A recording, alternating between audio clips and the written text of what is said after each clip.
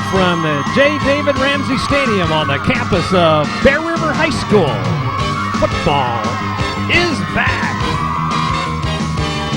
Touchdown Productions, celebrating our 12th season of high school sports television, is proud to present the Bear River Bruin football. Tonight, in their home opener, your Bear River Bruins take on a new rival, the Capital Christian Cougars. Well, it's opening night for the Bruins and the 2008 football season. So get yourself ready, because football is back in the foothills, right here on your NorCal Game of the Week.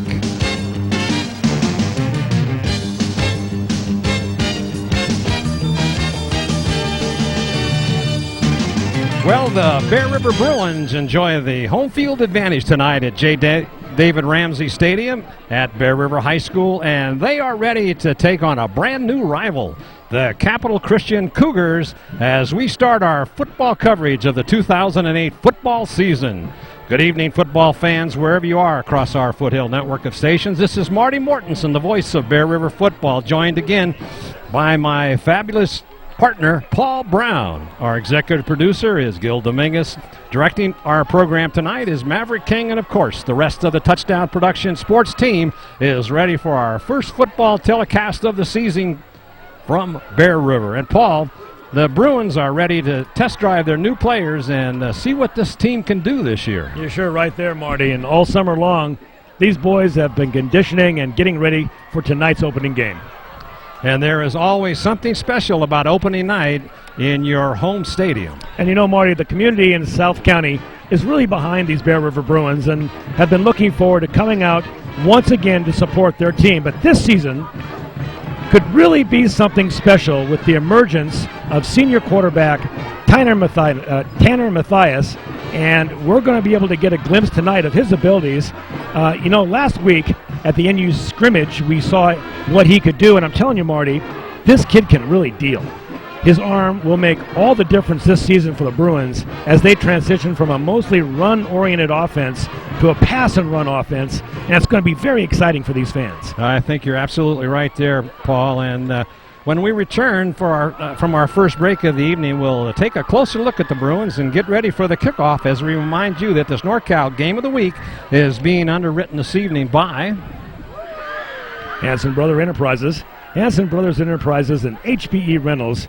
Their goal is simple: provide quality rock and sand products, ready-mix concrete, construction services, and rental equipment to their customers in a courteous, timely, and professional manner, while providing safe, productive, stable jobs for their employees.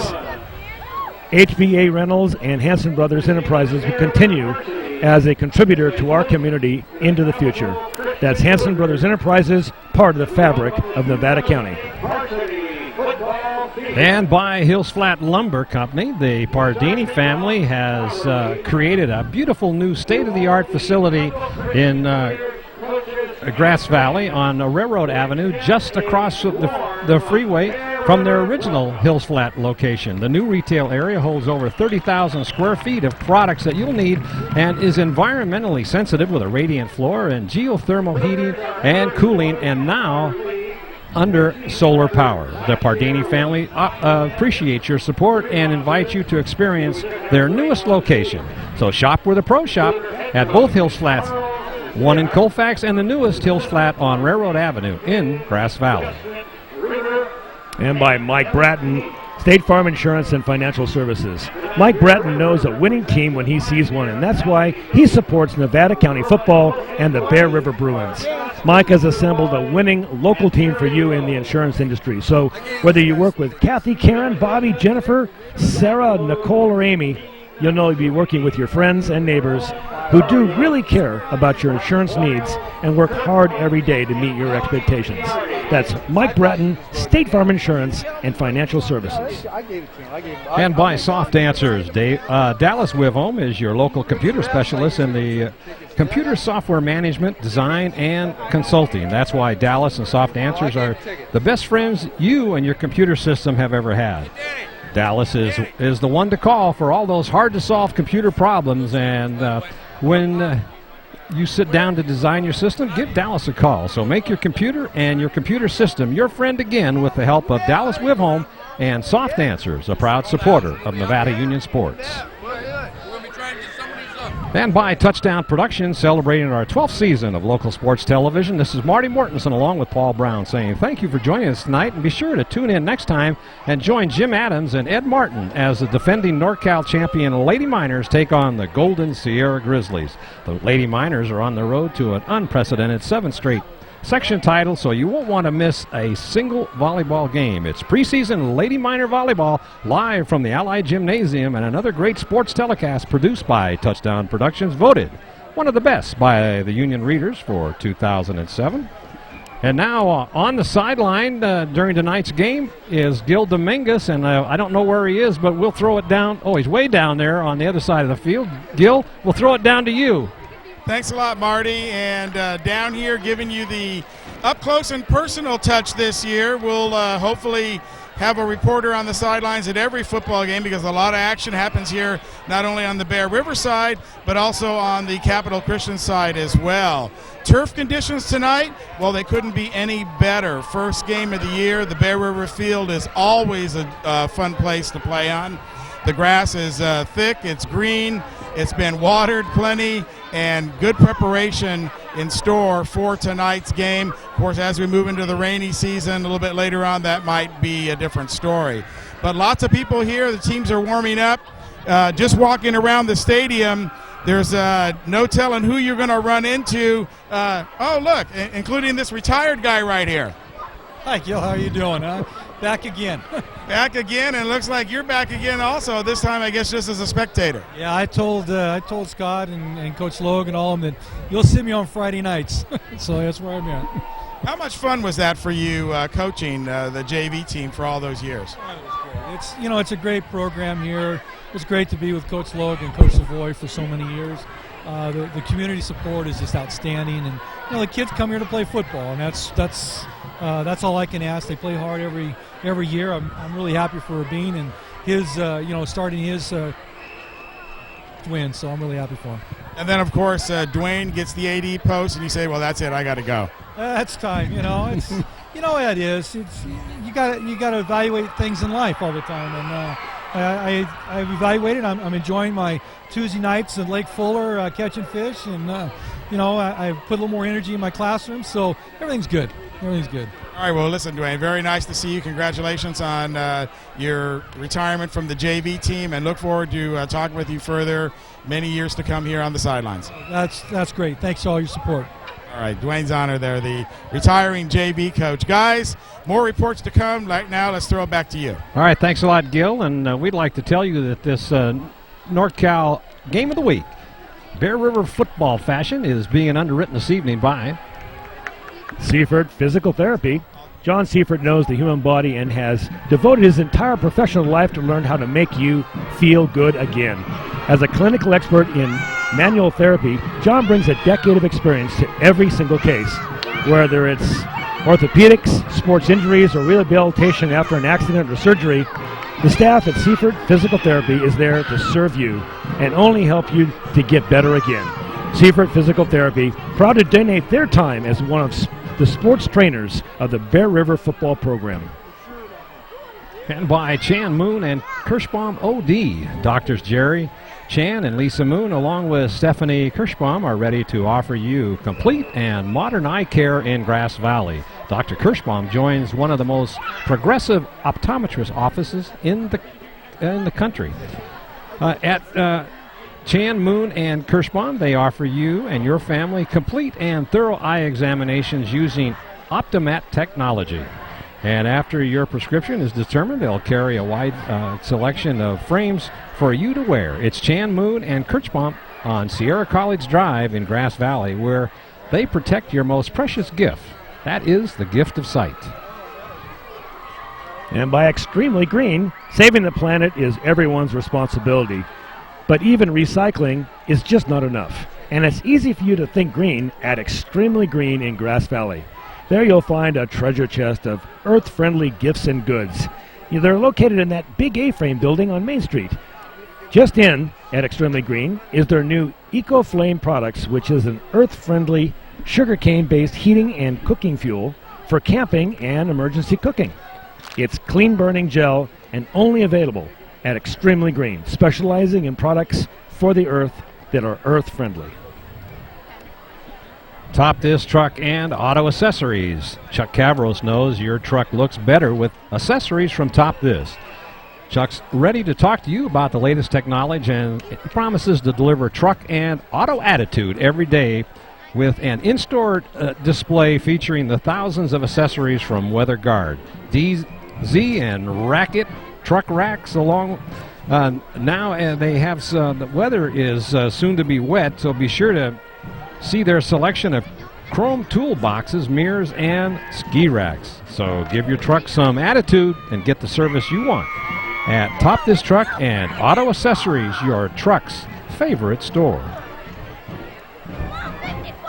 And by Touchdown Productions, celebrating our 12th season of presenting only the best in local sports television. This is Marty Mortensen along with Paul Brown saying thanks for voting us one of Nevada County's best in the 2007 Readers Poll at the Union newspaper. And don't forget to see our new photo website at www.touchdownproductions.ifp3.com.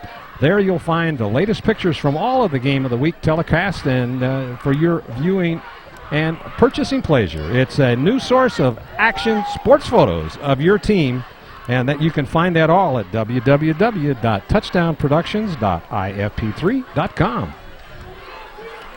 And Paul, football is back. It's about time football came back. I've been waiting for this all year, Marty. And now that we've got all the pregame stuff out of the way, we're just about ready to kick it off. You know, you were mentioning the Nevada Grass Valley Union, and there's an excellent article about this game in today's Union, if anybody caught it. It talks about these Capital Christian Cougars. Did you catch that article? I did read the article this morning, first thing. They have one big-time player, Marty. Number 3, we'll see him tonight, is Spencer Hagan, and he is a wide receiver that apparently is one of the most touted and aggressively drafted college players coming up. Last year as a junior, Hagan hauled in 52 passes for 928 yards, and that was as a junior. His brother, who was a senior last year, Spencer Hagan, went on to college, and he was the number 1 pass receiver for these Capital Christian Cougars. Tonight we'll get a chance to see him, so we're looking forward to seeing a real passing game tonight. And this school has only been in existence with a football program for, I think just 2 years. Let's go down on the field with Gil for the coin toss.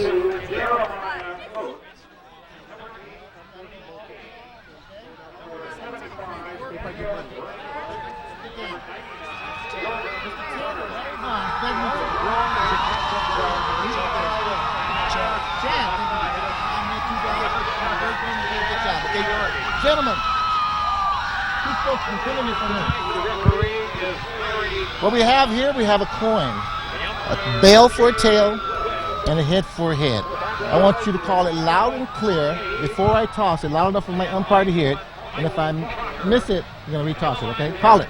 Toss. I mean tails. What do you call? Tails. You call it tails. And what is it? Heads. That means you have won the toss. You can kick, receive, defend a goal, or defer your choice to the second half. I'd like to defer. You like it deferred, okay? Just a second. So Bear River wins the toss. They decline. They'll get the ball at halftime. Or after halftime, do you want to defend? You want to defend? Get right in front of the officials. You guys get over here.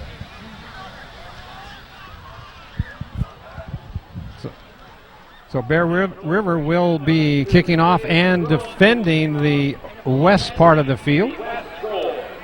And they'll be kicking off to Capital Christian. And then the Bear River will receive the ball at the start of the second half. So we're about ready for some football, Paul, and I think it's about time. You know, and we're looking forward to seeing this Bear River team. There's a lot of real high hopes here in the foothills for Bear River.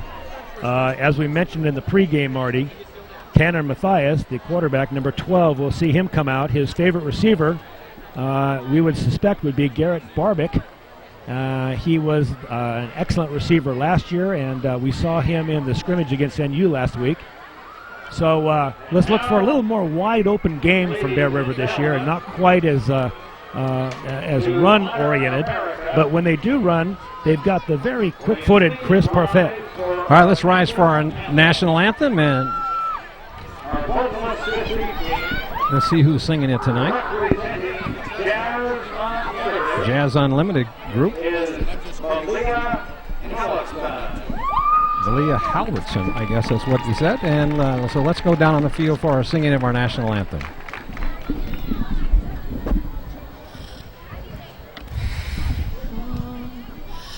Oh, say, can you see by the dawn's early light what so proudly we hailed at the twilight's last gleaming, whose broad stripes and bright stars through the perilous fight o'er the ramparts we watched were so gallantly streaming, and the rockets' red glare, the bombs bursting in air, gave proof through the night that our flag was still there. Oh, say, does that star-spangled banner yet wave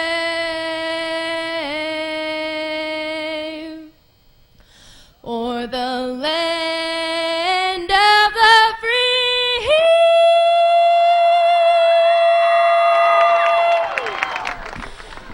and the home of the brave?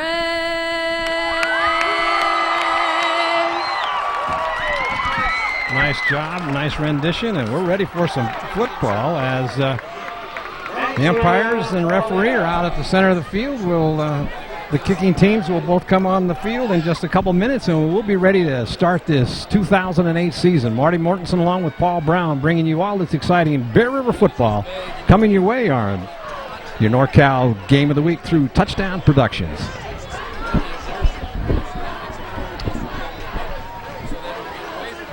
As the players are taking the field for the kickoff, Jason Varney will be doing the booting for Bear River.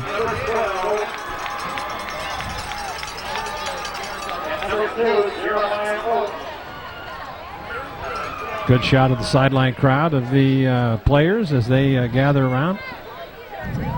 Standing up for the action here as we're about ready for the kickoff.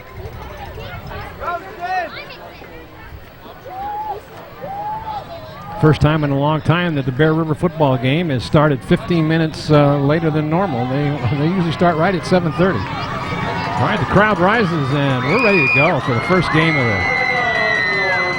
Bear River 2008 season. Varney up on the ball, kicks a deep kick downfield. Taking it on about the 5-yard line, coming up the middle, and a nice tackle in there. Gets back almost to the 20-yard line. That was Ian Blackstead taking the kickoff. Didn't get far. It was a nice tackle. I didn't see who made that tackle, but it was a good tackle to start things off for Bear River. So deep starting in their own, on their own. Looks like they're going to spot the ball on about the. Let's see where they place the ball down. It's going to be on the 19-yard line, where it'll be 1st and 10 for the Cougars as they start their first series, and Bear River comes out on defense.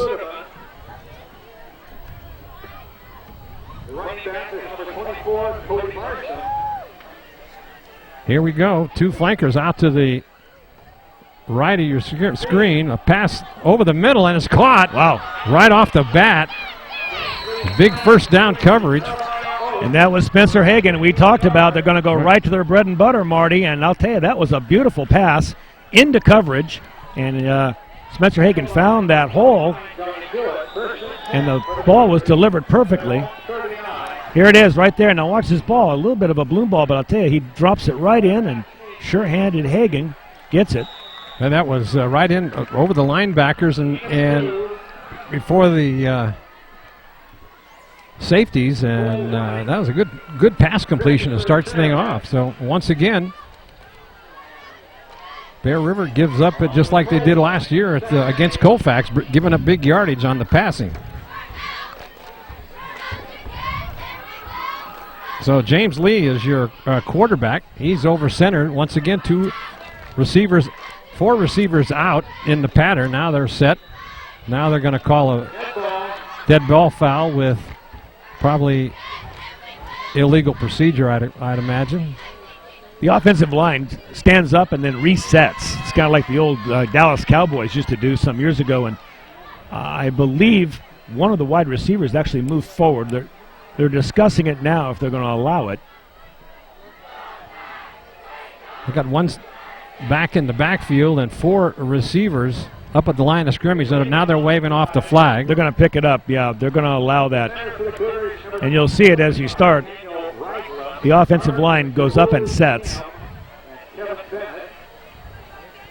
Well, this definitely is a passing formation for these Cougars. Lee over center. Second down and 8 for the Cougars. Going back to pass, quick pass. Right over at the 50-yard line, but thrown low. That was to Gluteman. That's Gluteman. The offense looks like they're going to be throwing a lot of slants, Marty. It's a 1-2 drop. Very quick throws by the quarterback. That one, Mike Gluteman had maybe a 3-step move to the inside, and the ball was delivered quickly but low. Third down and 8, same formation. Going back to pass again. Now he's going to take it up the middle, and he's going to get stopped short of the first down, and that'll be a kicking situation unless they try to go for it. That was a design play, Marty. That was a quarterback draw. And, in fact, you can see the way the lineman actually blocked the middle linebacker, Varney, to create that hole. Now it's fourth. They may try to draw him offside here. I'm surprised they're not punting. Well, they may just get him up there to try to draw him offsides. Let's see. Now they get set. Well, they're going to quick pass over the center, and it's caught, completed for a first down. That was T.J. Oates, the junior. So they're just daring Bear River to stop those quick slant plays, and they feel so confident with their throwing game that they're going to throw these quick. There's nobody around them, Paul. Yeah, there really is nobody around them. They're finding that seam, that hole in that seam, exactly. Yeah. So now they're up at the line of scrimmage, so they're not afraid to turn the ball over deep in their own part of the field. So this is a different game. Bear River's not used. A quick pass, it's almost knocked down, but then caught, spinning away, and he could be off to the races. They might not catch him. He's going to go in for a touchdown. That is Spencer Hagan. 6 quick points. 40-yard play by Hagan on a quick out. Basically, the quarterback just took the ball and immediately threw it out to Hagan, who was split out wide to the left, and he just took it up the field, breaking 2 tackles and taking it in for a 40-yard touchdown. One of the defenders came up, tried to arm tackle him. That was useless as he went right on by him and took it in for the touchdown. So 6 quick points here with 9:06 left to go in this first quarter. That was surprising. Wow. And they were just they only ran one running play and passed the rest of it. The extra point has been waved off. Yeah, this is going to be a load for Bear River. It certainly is going to test their defensive backfield. So doing the kicking is Brandon Greenlee. So that stunned the crowd. It's offside against Bear River. Now they might go for They might go for two, half the distance of the goal now for the let's see what they're going to do. So far, Bear River hasn't found a way to stop that quick pass. Wanting a couple out into the flat, and then the others were right there in the slant pattern, and Bear River's got no defense for it. So Greenley's back. There's a high snap, puts down, up, and looks good. So 7-0 lead very quickly by these Cougars, and Bear River has worked themselves into a hole as they won the toss, deferred, and now the Cougars have set the tone of the game, Paul. They sure have. This guy, James Lee, the quarterback for the Cougars, is armed, doesn't he? Very much so. It's an accurate, quick throw. So far, we've only seen him throw 15, 20-yard passes, but he sets up quickly, 1-2 step drop, and delivers a dart to his wide receivers, and he's got them spread all over the field. Here's that touchdown. Now watch, he just quickly steps back, 1-2 quick, and it throws it out, almost getting batted down. In fact, it was hit. It was tipped. It may have been, yeah, but what? He breaks one tackle, he breaks two tackles, he breaks three, and it's just over. Yeah, they didn't wrap him up. This is why this young man right here is being so heavily looked at by the colleges. He hasn't committed to any college yet, but I'm sure he will sign with some big school. So there's a quick 6 for the Cougars. Now Bear River has got to do something with their offense when they get the ball.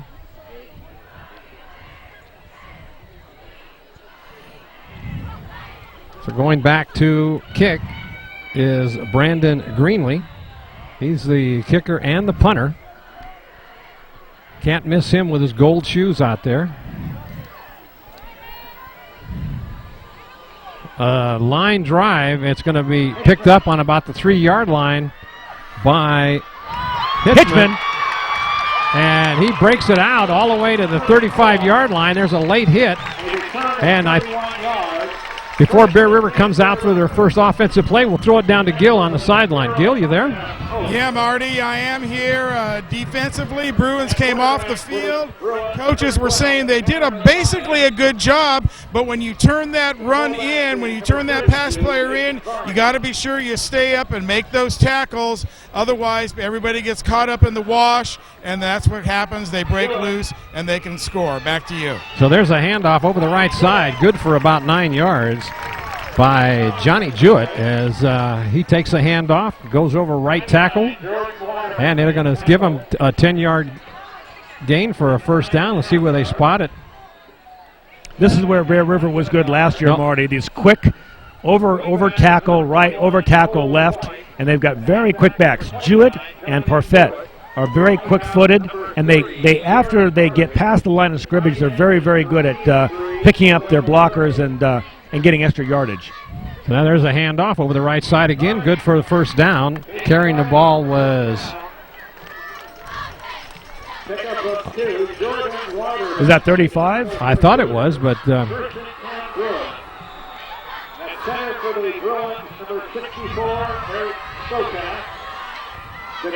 now coming in for Bear River, Will Gray comes into the ball game, as well as number 10, Chris Parfait. So now first and 10, Bear River on their own 47-yard line. There's a quick handoff over the left side. Big hole. Cuts it up and then trips it on his cut. Let's see who that was. That was Chris Parfait. Parfait. And I'll tell you, Marty, had he not tripped, he was off to the races. He may have been off to the races. The offensive line of Bear River, that left side, absolutely just blew the defensive line out. There was nothing but room. Now coming up over center is Matthias. Two backs in the backfield. The handoff again over the left side. Takes it across the 40-yard line. Jewett on the carry.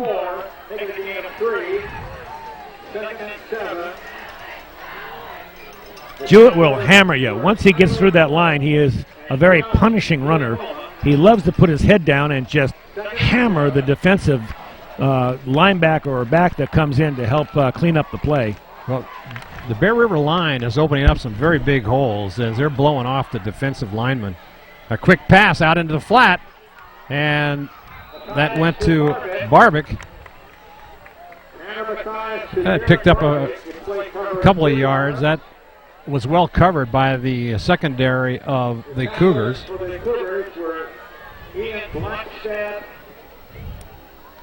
Blackstead on the tackle. A lot of their players, Paul, they've got a small squad. They're going both ways, so that could take its toll as we get down farther in this game.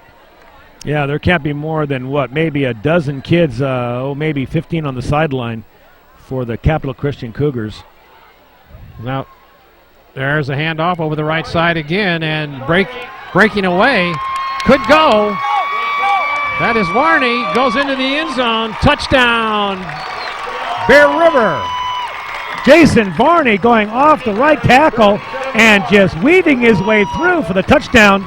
Bear River showing this Capital Christian team that they may get one score on them, but they're going to need a lot more to contain this offensive line. Bear River made that look easy as they marched down the field from their own 35-yard line and picked up 6 points, and now they got a chance to tie it with 6:12 left in this first quarter, and doing the kicking. Now there's a timeout called.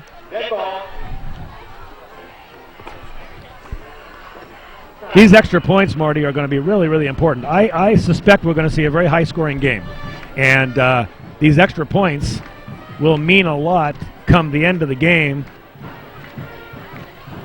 So Varney does the kicking, so he's got a strong leg, both running and kicking. There's a snap, put down, spotted up, and it is no good. He hooked it left. So what were you saying about the extra point? As soon as I say something, I always get jinxed. That was Varney, and it was a real quick snap, and I don't think he set himself before he squared off that ball. So let's look at that touchdown. And like we said, Johnny Jewett, I beg your pardon, that is Varney going off the right tackle, and look at that line. That line has blown a hole open. He has to only miss that one tackle there. Cuts outside, and now it's just nothing but speed. Speed and power. Jason Varney bringing it to the house. He got a good block. Oh, sprung him loose. We're in for a shootout tonight, Marty. This is going to be really fun. Well, the Bear River only threw one pass. That was a little 3-yarder out into the flat, and the rest of the time it was run, run, run. So back to the old Terry Logue grind it out. Grind it out. And they did. Well, when you open those big holes like that, you might as well let your backs run through them, don't you think? Why not play your game? If you've got an offensive line that's going to blow them open, let's run through them. Yeah, so Varney kicked the ball, deep kick, down, taken on, and he fumbled, picked it up on the 10-yard line, and now being tackled deep in their own. That is Loza. And Casey O'Donnell goes down there on the kickoff team and makes himself a tackle along with Alex Loza, both of them right in there on the play.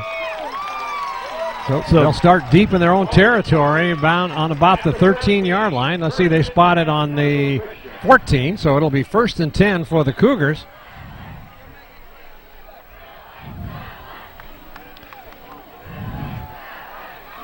Let's see if Bear River can figure out this passing attack of these Cougars, as James Lee picked them apart on their first series. So it's 1st and 10, Cougars, 7-7 ball game with 6:07 left to go in this first quarter. Marty Mortensen and Paul Brown bringing you all this exciting action. A quick pass out in the flat, completed, and a good tackle. That's Casey O'Donnell out there, Marty. I was just going to mention he is the honor of having to cover Spencer Hagan out there, and he's giving him a lot of room.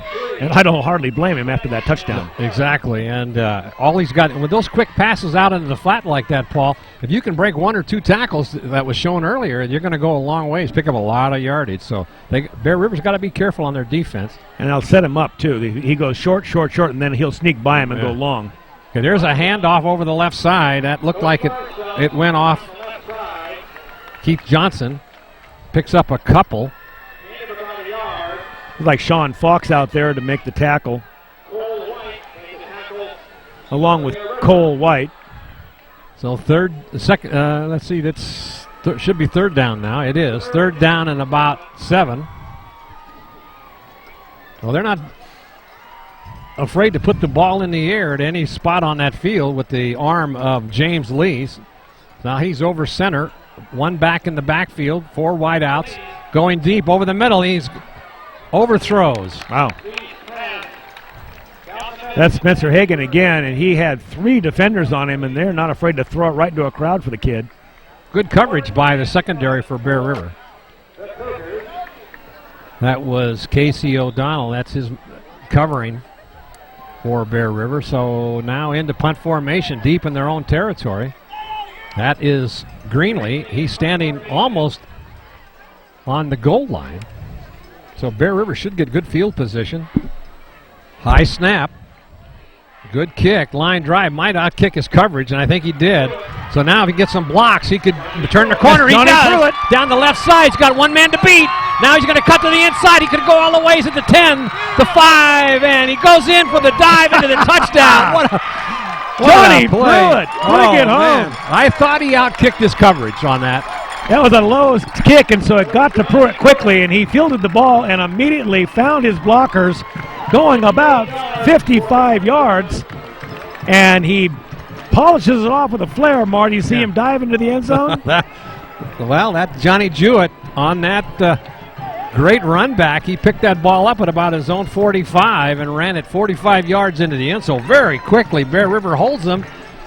We're still in the first quarter, and Bear River is putting on quite an early show. An offensive, so certainly they're showing that they can do it from the line of scrimmage as well as doing it on their special teams. But I'll tell you, Johnny Jewett, he's the star of the game so far, certainly in this first quarter. So now they're going to go for 2 now as Matthias goes over center. They spread it out. Let's see if they're going to pass it. They're going to quick pass out in the flat, hard throw, and nice coverage in there by the Cougars.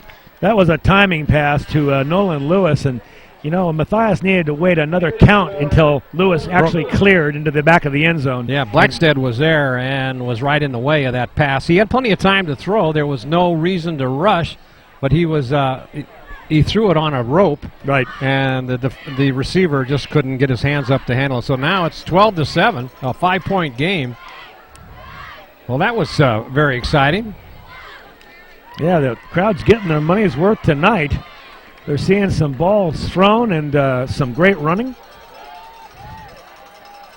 So it'll be Capital Christian's turn to see if they can generate some offense. When I saw that kick, I mean, the young man kicked that ball 65 yards, but he hit a bullet. I mean, it was a low liner, and I could see that the blocking was all set up by the Bruins, and I knew that was going to be trouble because they had 15 yards of the Cougar defense was trying to come up, and he had a good head start. Jewett takes it in. What a play! All right, now kicking off is Varney for Bear River. There's the punt high. It's going to be taken at about the 5-yard line. Coming up, and Bear River is just closing those holes. They're just swarming all over. That's what you call a gang tackle. All right, before we start with the Cougars' first play here, we'll throw it down to Gil on the sideline. Gil? This time, and Coach wasn't very happy with that punt return by the Bruins, telling his team we practice against that all week long, and they had a defensive slip-up.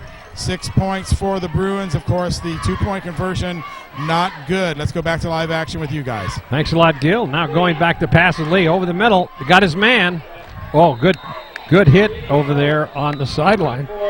Again, that's Hagan, and Hagan's all by himself, Marty. He had nobody within 5 yards of him. Finding that outside seam, Lee having plenty of a strong arm to throw that ball, which is a long pass, even though it goes for short yardage. Cole White came up and made that stop, but that was good for a first down. So once again, they go into that spread formation. Two receivers out to the left, two out to the right, one back in the backfield. Now they get set. Lee over center. Quick pass out in the flat. Boy, they're going to be able to complete that all night long. I can see that. That was Oates again. Bear River's going with only 3 down linemen on defense and 4 standing linebackers, but the linebackers immediately are dropping back into the middle zone. They're not blitzing at all. In the case that they haven't been very successful because the passes are being thrown so quickly.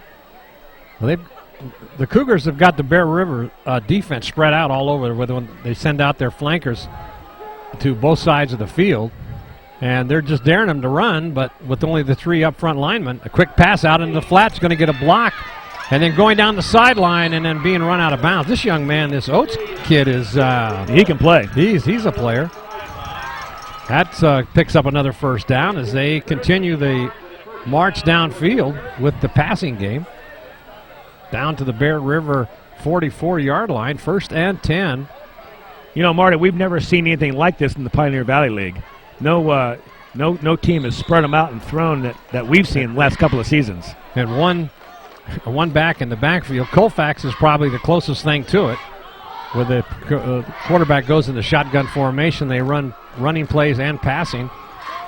So 3 down linemen for Bear River. Now going back to pass. Quick pass out into the flat, wide open, but then did he catch it? Yes, All he right, sure did. What a catch. Man, that was right there, 9-yard gain. I believe that was a one-handed catch by Spencer Hagan. I hope we take another look at that. No, that was Jeremiah Oates. It was number Oates. 2. Another senior. There it is. Take a look at the replay, Paul. Here it is. Now watch this catch. He goes out to the sideline and leans out. He does. He gets it with one hand out there and keeps his feet in bounds. Unbelievable. And that was good coverage by Bear River also. And it's 2nd down, about 1 yard to go. Quick handoff over the inside, gets the first down. So it'll be 1st and 10 as the Cougars drive down to the 38-yard line. I think that was Cody Barsom carrying the ball, so they can run. That's maybe the second or third handoff we've seen. That was the third.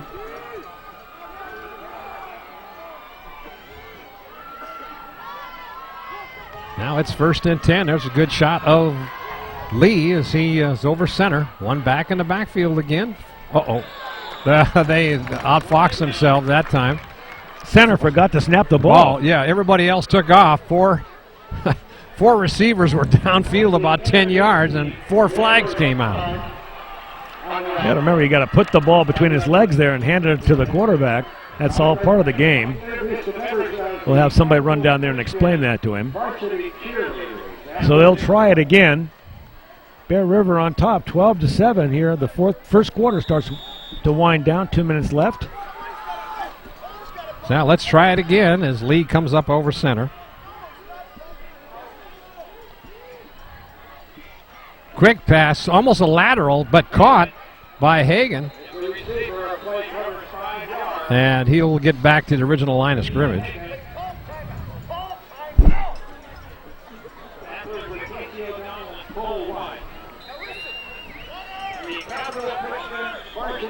So I can hear Coach Logue up on top of the press box yelling down to the defense to call timeout and go out and regroup as Zach Logue goes out to talk to his defensive core out there in the center of the field. Did you hear him yelling? Yeah, we could hear him directly to our left. We have the press box, and he's up on top of the press box, and he was screaming. I think Logue could have heard him all the way down there without the headset. I don't think he had a headset on. I think he was just screaming at him. But, he's right. They needed to regroup. I think that the defensive backs need to get up closer on these receivers and bump the receivers out the line. Maybe they're just daring them to do that because they know they can get past those defensive backs and then throw it long. That could be a good point. Because these 4 wide receivers, Oates and Hagan, and apparently there's 2 Oates, the Oates brothers, TJ and Jeremiah, they're just running wild out there, Marty. They're finding the seams, and James Lee has an excellent, accurate arm Boy, does he. And he gets plenty of time to pass with only a 3-man rush. So maybe the Bear River will have to start blitzing. 2nd down and 10. Going back to pass on a deep drop. Out into the flat. And, oh, man, good hit in there. That was Jason Varney. He came up and just rattled the cage of the defender. I mean, of the offender. That was Gludman, I think it is. Is that how you pronounce it? I think it's Gludman. And, you know, there's one way to keep those receivers looking over their shoulder. And hearing footsteps. That's to tag them like Varney just did. Great tackle.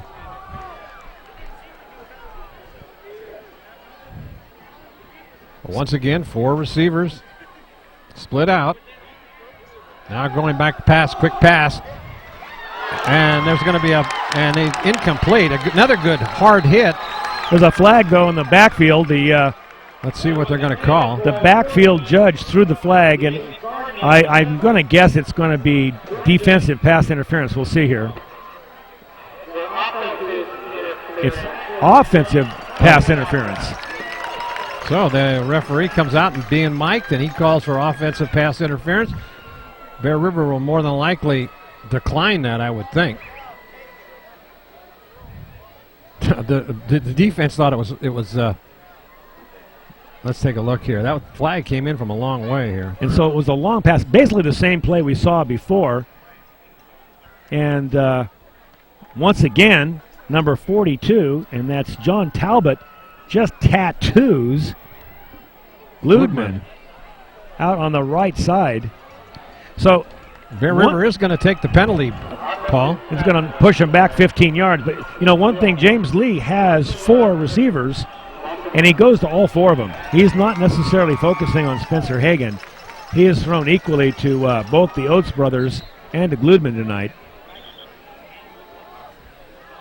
So it's going to be 3rd down. They've got the sign wrong over there on the sideline, but it is 3rd down and about 25. No, I don't think it's going to be 4th. It's going to be 3rd down.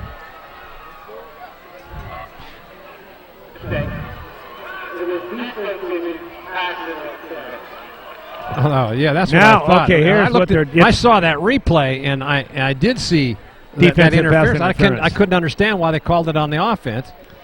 Bear River knew it. The defense was all the way back to about the 15-yard line, so that'll give them a 1st down. Fortunately, they hadn't moved the sticks yet, yeah, and they can find where the ball was. It will be an automatic 1st down with a defensive pass interference. And 15 yards. So Capital Christian will take over at about their 16-yard line. So Bear River now has got a...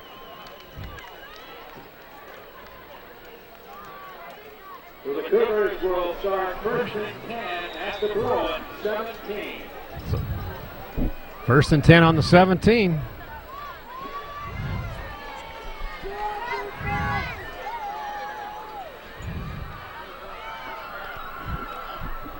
Lee checking off the play. Didn't like what was called. Now going back to pass. Quick pass that's going to go into the end zone, and it's going to go. It was broken up. A good defensive play. Nicely done by John Talbot in the left end zone corner. That ball was thrown long before Spencer Hagan turned to find it. That ball was in the air when he turned, and John Talbot, reacted nicely to it. He came over. Here it is in the replay. Reading the eyes of the ball's in the air now, and he goes up for it and basically had the ball in his hands, and Talbot knocks it away. Yep, good defensive play. That was 6 points, Paul. 2nd down and 10 from the 17. Going back, big rush this time. Throw it out into the flat, and being knocked out of bounds for maybe a loss on the play. That was dangerous. It's Cody Barsman catching the ball in the flat. That looked like a screen that they wanted to throw back in the opposite direction. It just never developed. The lineman never really got out there, and Bear River sniffed it out. So now it's 3rd down, a loss on the play of about 5 yards. So it's 3rd and about 14. So they'll be throwing into the end zone. Let's see. Going back to pass, plenty of time, but then he gets rushed. Now, see, that's what we talked about earlier. That time they starting to put in the rush on him. Yeah, you betcha. And they couldn't throw the short pass. They had to throw a 17 to 20-yard pass. So he needed time to go back, set up, find his receiver, and it gave Bear River enough time to blitz the linebacker. So now they're going to try looks like it's going to be a 45-yard field goal, Paul. Wow, they're going to... When they spot where it'll be spotted by...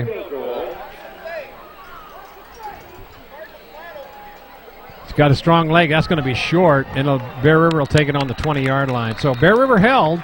It was 1st and 10 on their own 17. They hold them with a good defensive pass rush.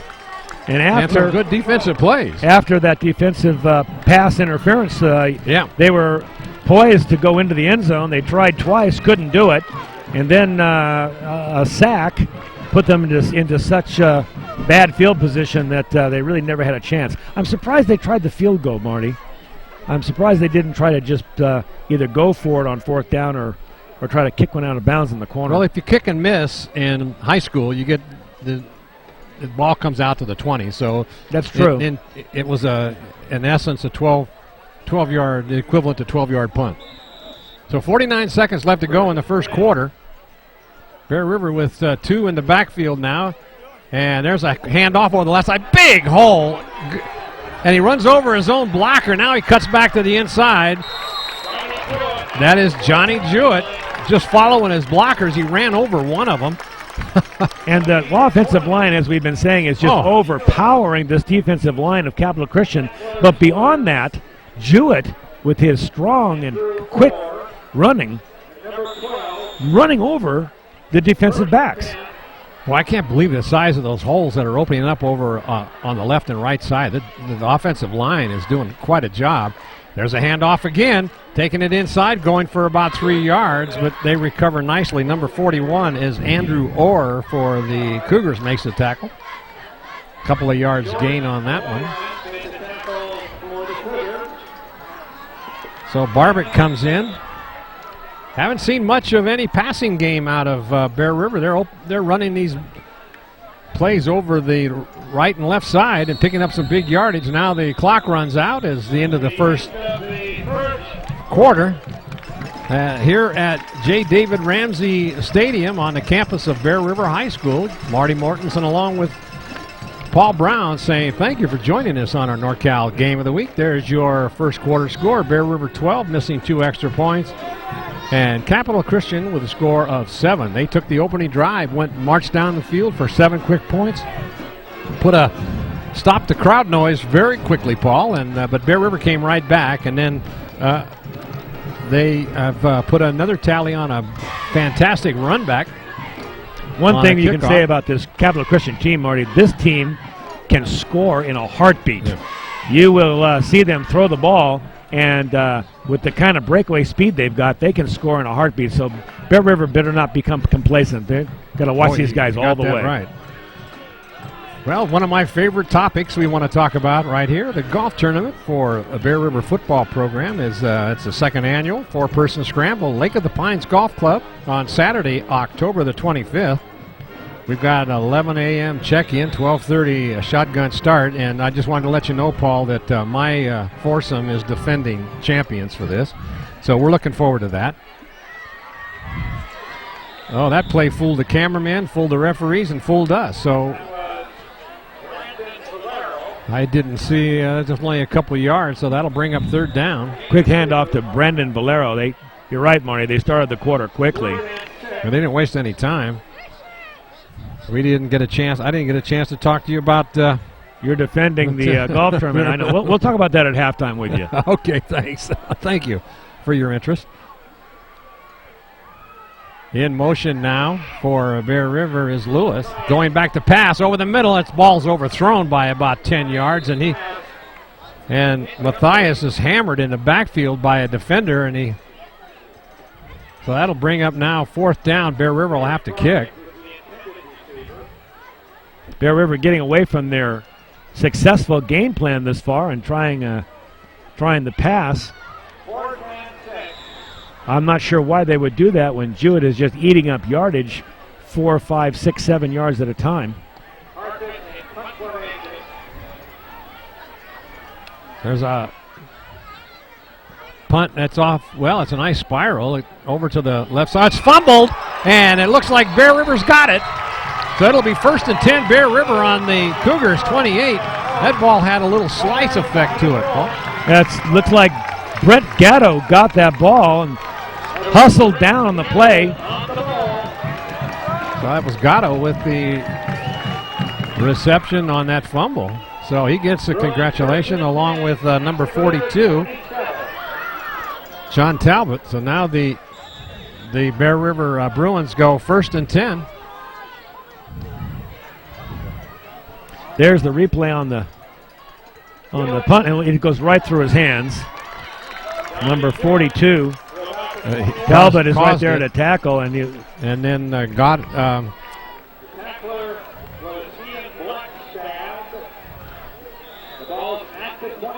So Bear River now runs their first play for about 6 during that replay. 2 backs in the backfield. Hand off. Oh, inside. That's over the left side. That's Parfait. He's quick. And he's going to go into the end zone for a touchdown. My, oh my, touchdown. Great misdirection counter by Bear River. Took Capital Christian completely off guard. Faked one direction, went the other, and he had 2 blockers in front of him. Parfait all the way to the house.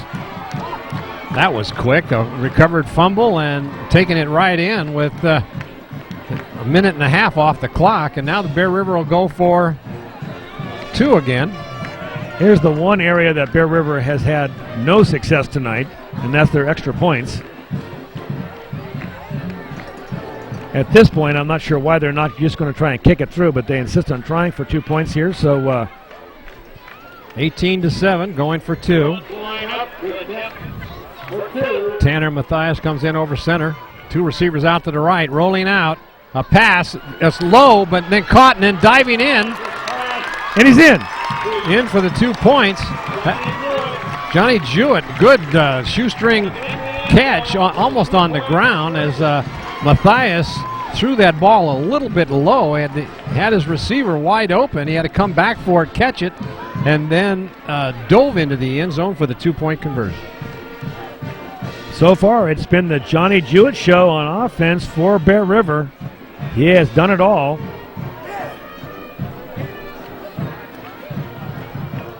There he is as he runs out to do his special teams.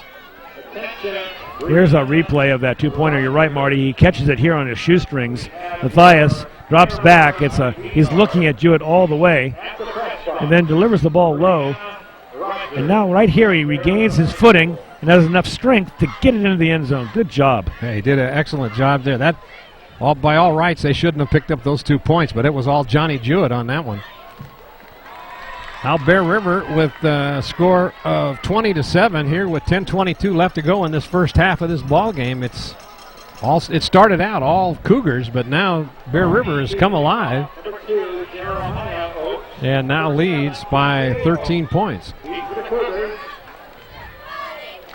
So here's the kickoff. It's going to be taken at about the 10-yard line by Oates. Oh, he's got some room. He's going to go all the way. He's going to go all the way. No one's going to catch him. Boy, he just countered that one. He broke through the line. There he is to the 10-5 touchdown, Jeremiah Oates. And there's no flag on the field, so, boy, that was a quick turnaround. He went through untouched, Marty, and there wasn't anybody within 3 yards of him, even when he broke through the line. Jeremiah Oates took that ball, and Bear River, that was a missed coverage on the left-hand side of their kickoff team. When we see the replay, I'm sure we'll see it. So all of a sudden, this Bear River crowd that was very optimistic has just been silenced. Everybody's got their mouth open. So coming into, so now Bear River's going to have to call a timeout. Let's see, what are they going to do? Let's see, who's going to call the timeout? Bear River does. Zach Lowe goes out to talk to his defense. Let's take a look at Here's that, the Paul. replay. Let's check this out, Marty. So the whole right side of the Bear River, just something went wrong. It's there. a good kick, and it's high, and it gives them time to get down. But look at this hole. There's one possible tackler there, and there's just nobody else. Look, he's got some speed. Breakaway speed. 90-yard touchdown return. Nobody was even in the zip code area of this young man. So Jeremiah Oates takes it in, Paul. And it appears that they're going to try and kick the extra point. Bear River had to take a timeout, which is kind of a waste on a conversion play.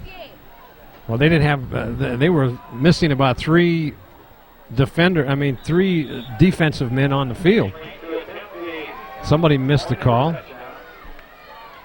There's a snap, good kick, and it just barely squeaks over. It looks like. Yes, it does. It is good. So 20-14. That 6 points only took about 20 seconds off the clock. 20-14, a 6-point lead now as Bear River will get the ball back. I've got the stats from last year for Capital Christian. Let's take a look at how many points they were scoring per game. We don't have many stats from last year, but here's a Capital Christian. Oh, wow. I'm going to run down the 57 points they scored. Here's what they scored in their games. 57 the first game, 38, 45, 38, 41, 59, 58. Yikes, these guys score lots of points. Well, so this ain't over till it's over when you're playing this team. That's a good shot of the Bear River crowd out here with their decorations on their face, on their sweatshirts. And it's starting to get a little chilly out here tonight, which is nice.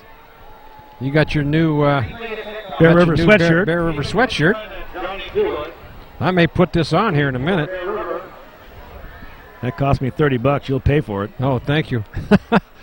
There's a kick deep, almost in the end zone, taken on the 1 yard line, coming up the field, and he breaks out into the open. Sidesteps, he could go.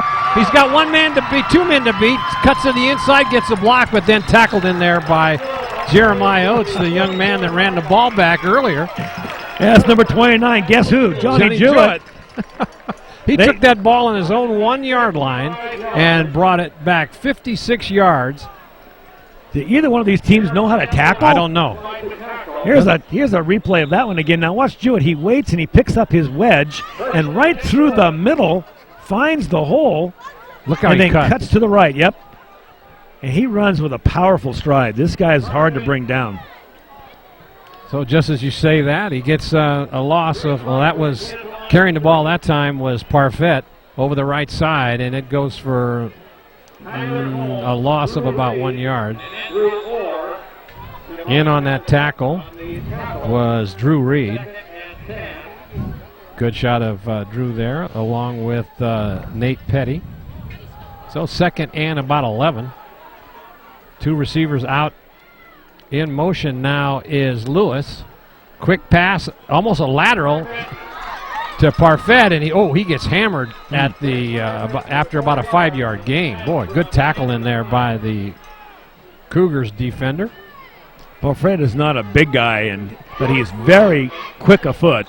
Makes quick cuts, but that time that was almost a lateral. Yeah, it was. In fact, if he had missed that ball, it could very well have been called a lateral. Now 3rd down and 7 for Bear River. Over center is Matthias going back to pass, looking deep over the middle. First down. Nice pass right over the middle. That was to the big tight end, Will Gray, number 83. He was wide open, too. Well, I like to see that. Normally, Bear River puts 1 or 2 guys in the pattern over the years, and now they've taken advantage of their tight end as he went right up the middle, got the first down. So that's a different look for Bear River. Will Gray's a big kid, too. He's a big target. I hope they expand on that. He can block because they're going around his end a lot. There's a handoff to Parfait over the left side. Turns the corner. Got 10 yards. Still on his feet. Gets run out of bounds at about the 19-yard line. Good run in there by Parfait. Once again, Paul, they are opening up a big hole on the left side of the line. They haven't tried many runs up the middle, only for first downs, but all of their big gainers have been over the right and left side. Well, if it's working, let's keep doing it until they close it up. Right. Coach Savoy knows a good thing when he sees it. So there's a handoff going over the sweep over the right side. Tries to cut in. It's being strung out. There's a flag. Again, Jewett picks up about 6 yards, but there's going to probably be a hold on Bear River. Back judge just threw that in. That was a hold. And that'll drive a coach absolutely crazy. Yes. You've got a good drive going. You're down here in the red zone, and a hold will knock you back 15 yards. So that'll put Bear River in a hole. Looks like it'll be first and about 25. So that, when you take a look at that, that is probably, he had gotten down to about the 15-yard line, so about a 25-yard penalty. First and 20 for the Bruins. So back into the huddle goes Bear River. This put him into a passing situation here. Coming out is Parfait, and going back into the game is Will Gray. 7:59 and counting on a first down, and it's a Statue of Liberty play. Great fake in there by Matthias, and Varney carried that ball, picks up about, looks like about 12 yards on the play. That was a wraparound draw play. They put two wide receivers out, and they all went long. Matthias acted as if he was looking to throw it long and just wrapped it around Varney for a great 15-yard gain. Yeah, that's a wraparound draw, is used quite a bit by the Nevada Union Miners. And Jewett carries for another 6 yards, and he gets down to the ball. It gets spotted on the 14-yard line, where it'll be third down and about 5. So Bear River continues to drive down the field. They're just grinding it out, Yeah, 3, 4, 5 yards at a time in a cloud of dust. There's a quick handoff over the right side, and that's going to be a first down. It's going to be spotted about the 9-yard. It'll be first and goal. That was number 39, Valero. Brandon Valero, the senior, 5'10", 212 fullback. I mean, that's a load right there, Paul. Yeah, they needed a couple of yards, and he put his head down and got it.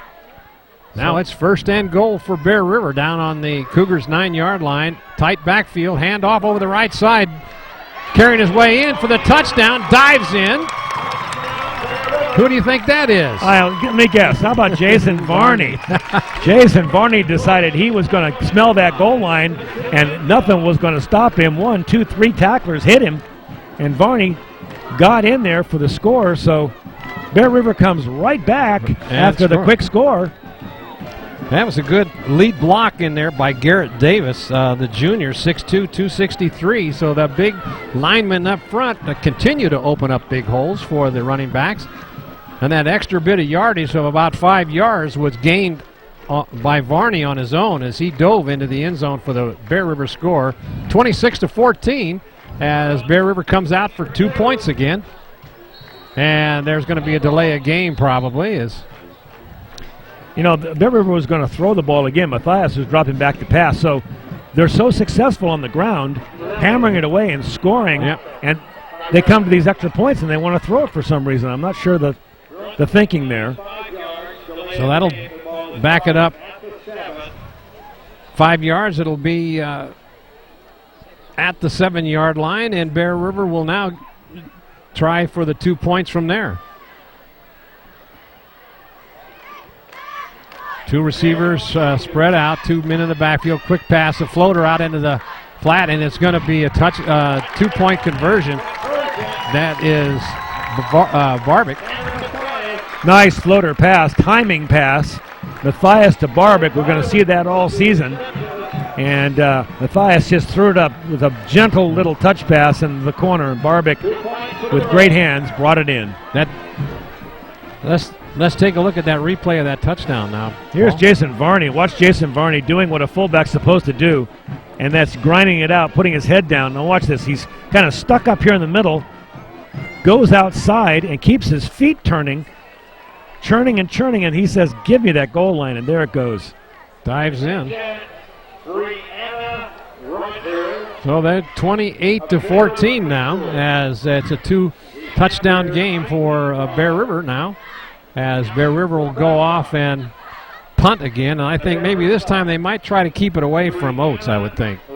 Maybe a squibber. Well, with 6 minutes and 25 seconds, the way Capital Christian can score, this is, they got a whole bunch of time here. We might still see 2 scores before the end of this half. We've got 42 points so far in this first half, Paul. So that's what a way to open up the season. Now let's see if Bear River can hold. Oates and TJ Oates are back. Jeremiah and his brother TJ. Well, you're not going to be able to keep the ball away from the Oates brothers. There's a deep kick going to be taken on the 3-yard line. And he's going to try to take it to the outside, but he is hammered at the 18. Good coverage that time by Bear River. The whole team was in on that tackle. There was only 3 guys that were standing outside of it. Talk about a gang tackle. Bear River decided they weren't going to let him go nowhere. I think Zach Lowe must have had a little conversation with him after that touchdown was scored. What do you think, Paul? I tell you what, the defense on the Bear River, they got to shore up a little bit on these passes. We're going to see another wide open quarter here, and we're going to see a lot more football, a lot more scoring. Well, we've pointed out that we've got 42 points scored so far, and we're looking for more, as the Cougars will take over on their own 17-yard line. Going back to pass, and it's caught for about 12 yards, and that'll be a first down. That's Jeremiah Oates going up high to get that ball. I'll tell you what, though, James Lee, he just rears back and fires, and he's firing that ball on a timing pass before those receivers have made their move. He's got a strong arm and very accurate. And he's hitting the receivers in the seams just behind the linebackers, and Bear River just having a hard time defending against that. So Lee now back over center. Quick 2-step drop. Down the sideline, caught. And let's see if they're going to give it to them. They are at the sideline, a gain of about 14 yards, and that'll be a first down again. And that was Spencer Hagan again, and fortunately he went out of bounds, fortunately for Bear River, because there was nothing but cruising ahead of him to the end zone. Another great timing pass by Lee. Bear River needs to get up on these receivers. They need to bump them on the line. They're giving all kinds of room. 7 yards. Now there's a pitch out fumble, and then picked up and then fallen down, a loss of about 3 yards. Well, that's what they get for trying to run the ball. That was number 20. That was number 24. Yeah, Barsom. A quick pitch, and he's run it so infrequently he didn't know what to do with it when he got it, so he fumbled and fell on it. It's a passing situation here. 5:17 left. Once again, 4 receivers out in the pattern. Now there's a quarterback keeper trying to go the outside, can't do it, and come up making a fine tackle there is Sean Fox. I'm not sure if that wasn't a misassignment. He was just running out there naked. He had no blockers. No, I don't know if that was design play or not, but you don't want to send your quarterback out running into the flat. It's almost as if he wanted to option that he was supposed to have a back, or maybe he went the wrong direction. But they're going to take a timeout and talk about that now. No, they're not going to take a timeout. He's going to come back. Went over the sideline to briefly get the play from the coach. Now he'll call the play at the line of scrimmage. James Lee, 3rd down and 10. Going back to pass, big rush over the middle, and that's what Bear River's going to have to do. A strong rush in there by Chiardi. And that was number 20. That was Saraday coming in from his right side corner to blitz. and forcing Lee to get rid of that ball quickly before he had time to really find his receiver. 4th down. Let's see what they're going to do here. Now, they may call a timeout. Yeah, they're going to go. I can't believe this. There's 4 minutes and 15 seconds left in the second quarter, and they're going for it on 4th and 10. They may try to draw him offside. Big pass right out into the flat. It's going to be caught. Oh man, unbelievable. Little. You gotta love this. These guys have confidence in this passing game. Let's go down on the field to Gil. Gil, are you there?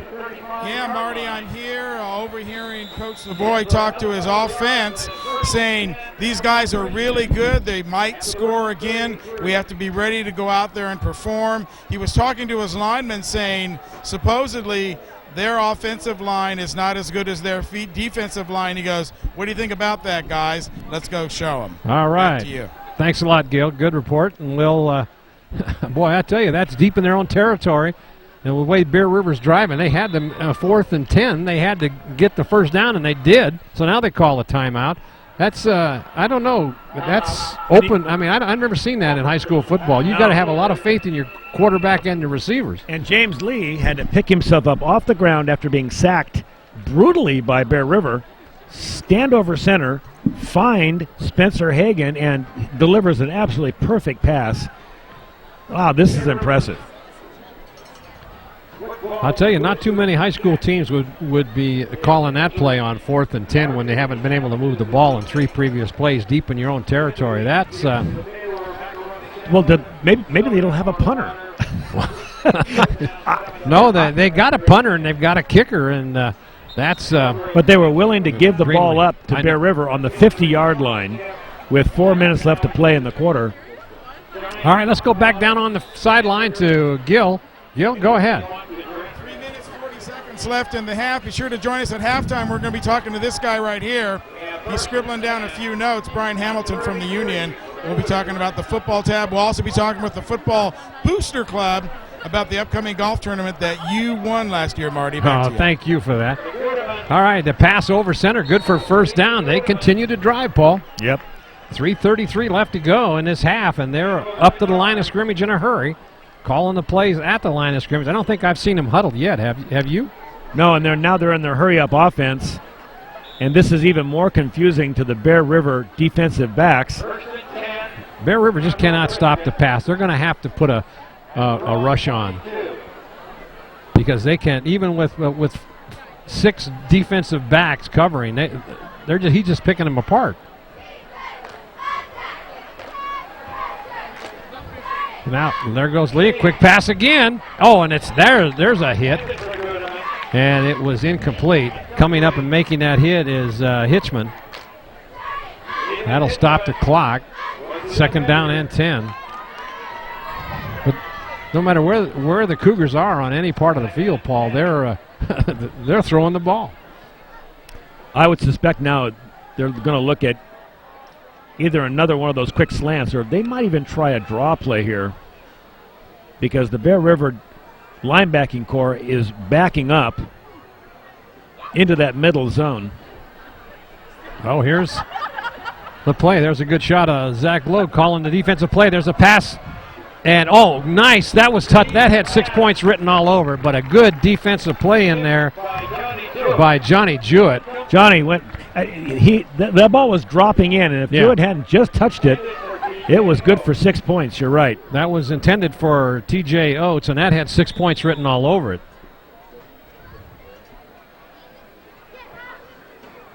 So Bear River now will defend with 3rd down. You would assume, though, that Capital Christian will go 4 downs here in this situation. 3rd down and 10 from their own, from the Bear River 2-yard line. Going back to pass again, quick 2-step drop right over the, oh, look at that play. Down to about the 3-yard line. That's Gludeman.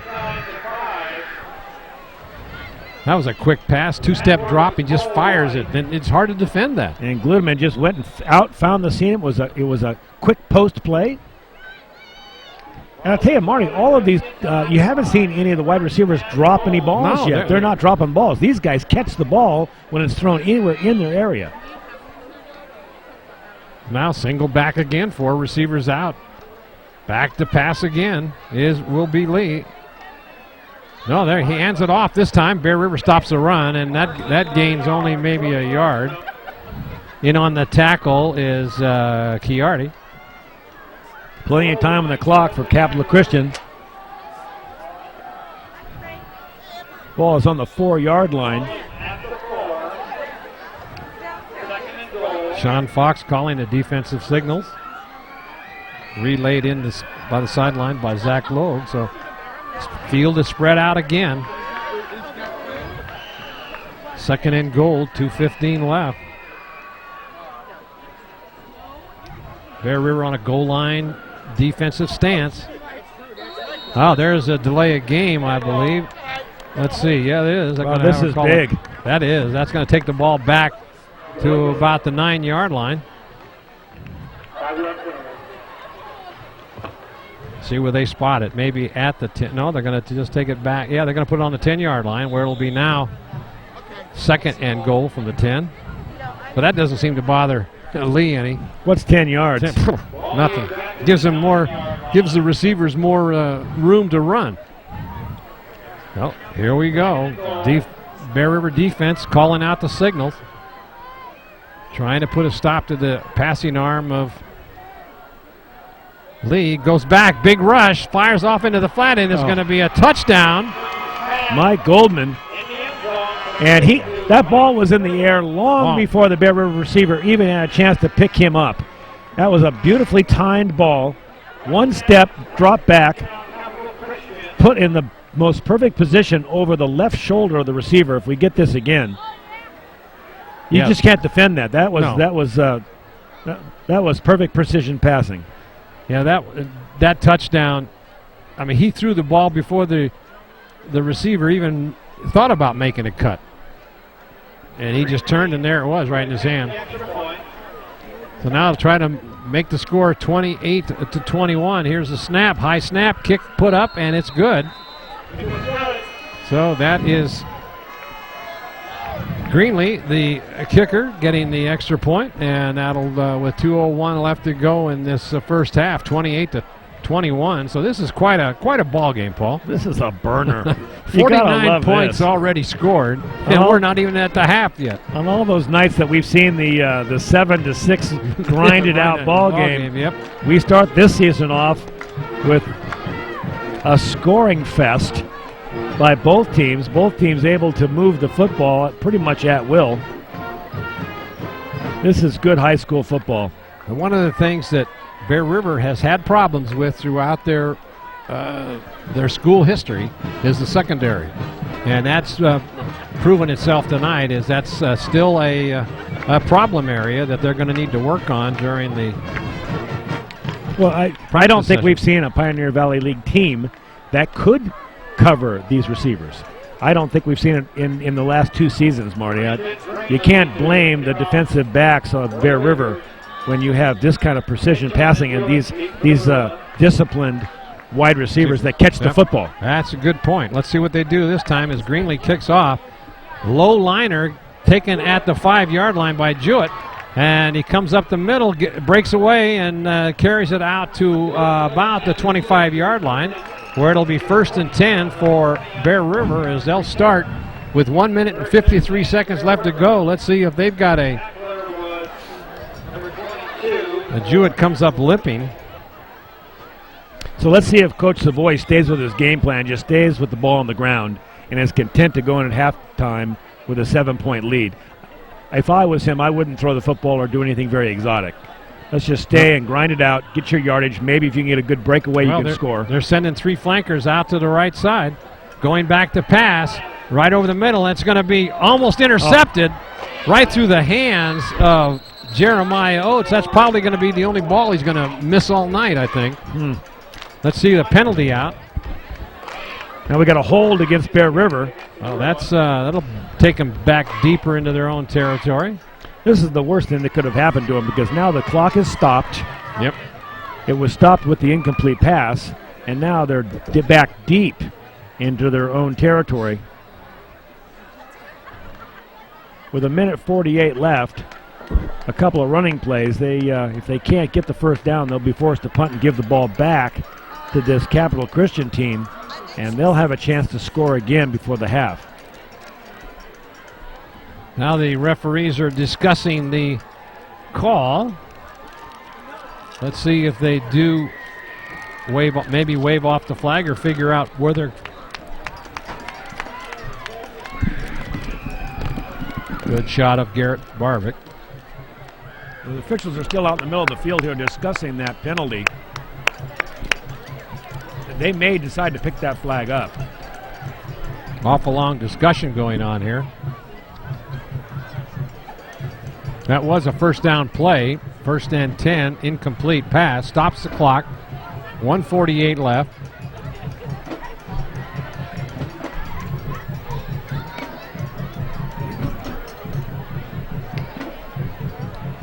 They're still out there talking about it. I'm not sure exactly what the confusion is. The call was holding on the offense. Let's see as a referee comes to the center of the field, and let's see what he calls.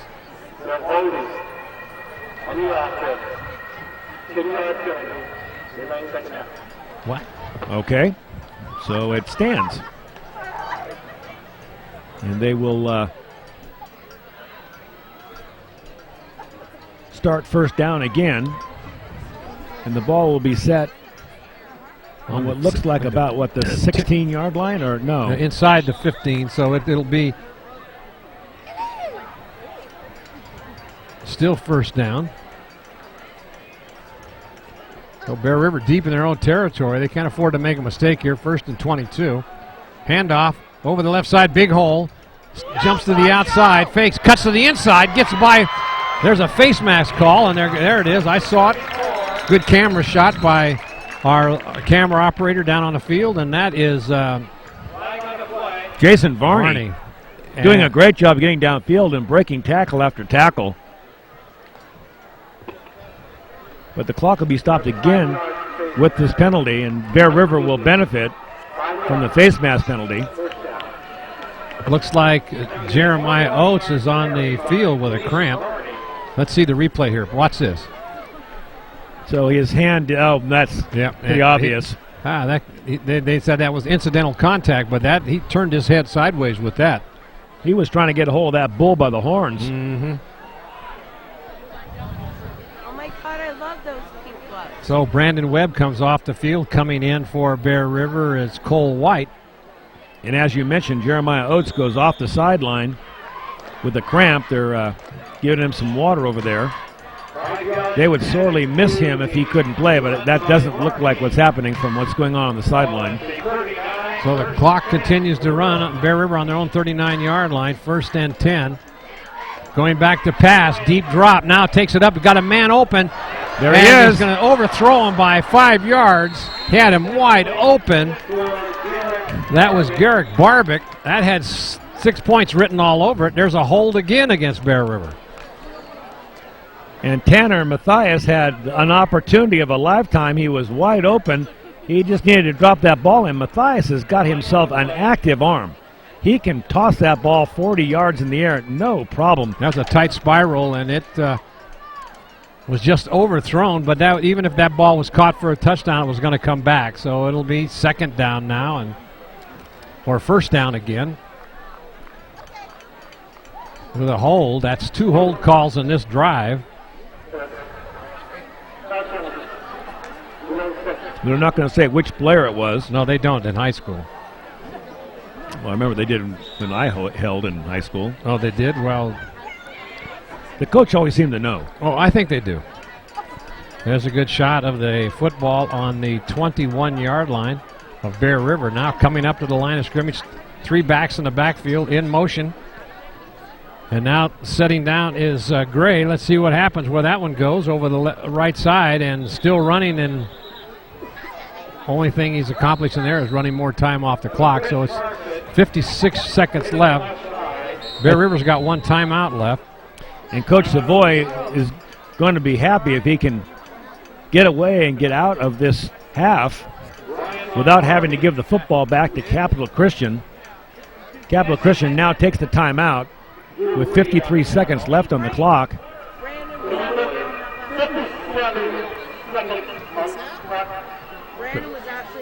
I don't believe they've got any more timeouts left in the half. They're going to put 57 seconds back on the clock.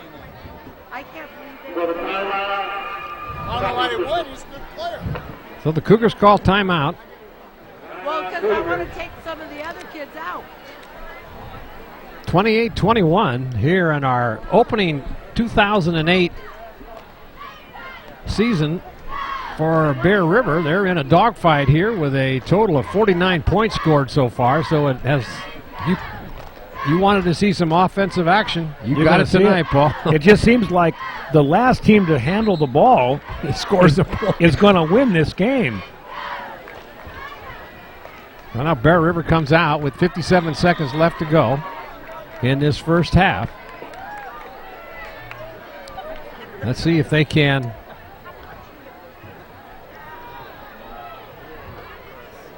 They're leaving a couple backs in the backfield to block. They're going to throw. They got a long pass downfield.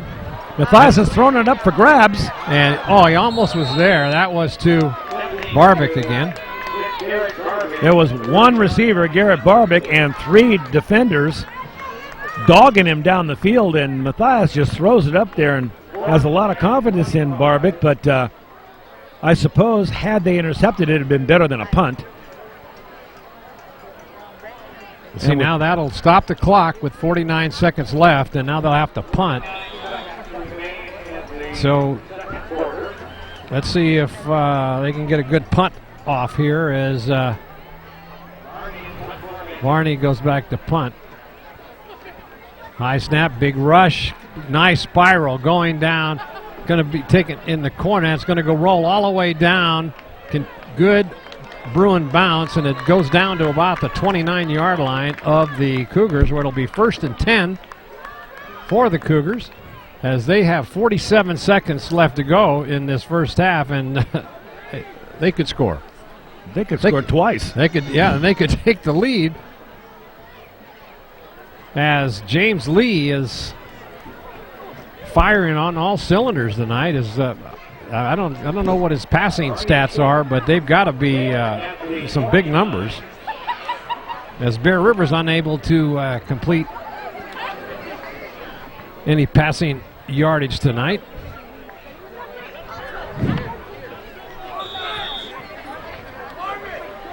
So 1st and 10. 3-4-3. Going back to pass. 3-man rush, big rush. Looking downfield, and it's caught right in amongst 3 Bear River defenders. That's Spencer Hagan again, and that just shows you how much confidence Lee has in him. He finds Hagan and just zips a dart right into the hands of Spencer, who has to go high to get it. They'll set the ball quickly. 34 seconds left. Going back to pass, 4 receivers in the pattern. Downfield and almost intercepted. That was the first ball tonight that I think got away from Lee. Yeah. He threw it into basically a dead area in the zone. I think he was trying to hit the cutting Hagan. 24 seconds left. But that ball just seemed to get away from him. 2nd and 10. Back in the game now is Gludman, and he's caught several balls tonight.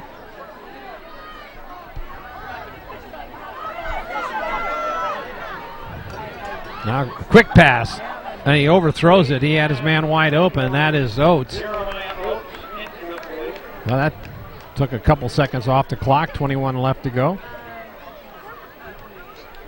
Well, this last couple of minutes of this ball game has taken about 15 minutes.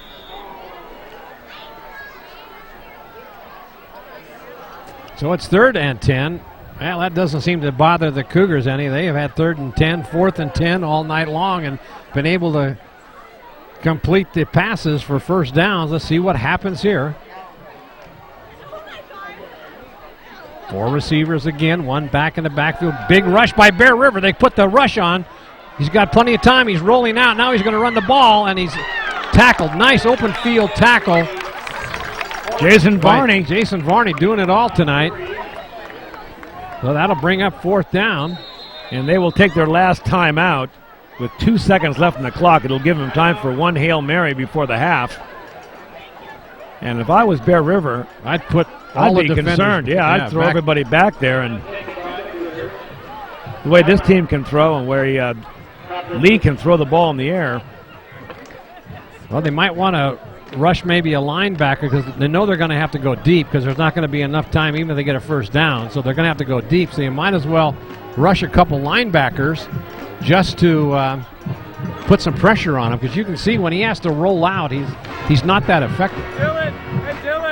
As most quarterbacks are when they're scrambling for yardage and trying to find an open receiver. One thing I don't see them doing is taking a knee. No. And going into the half. Not calling a timeout. 7 points behind, right. There's Zach Lowe, just like his father, yelling at his players. Oh, he's boy. a good defensive coach, though, I got to tell you. He knows what he's doing out there. Gets their attention. Well, here it is, the last play of the... So they do rush. Here comes a big rush, and they're going to get him. And that ball hits the ground. Good rush by Chiardi.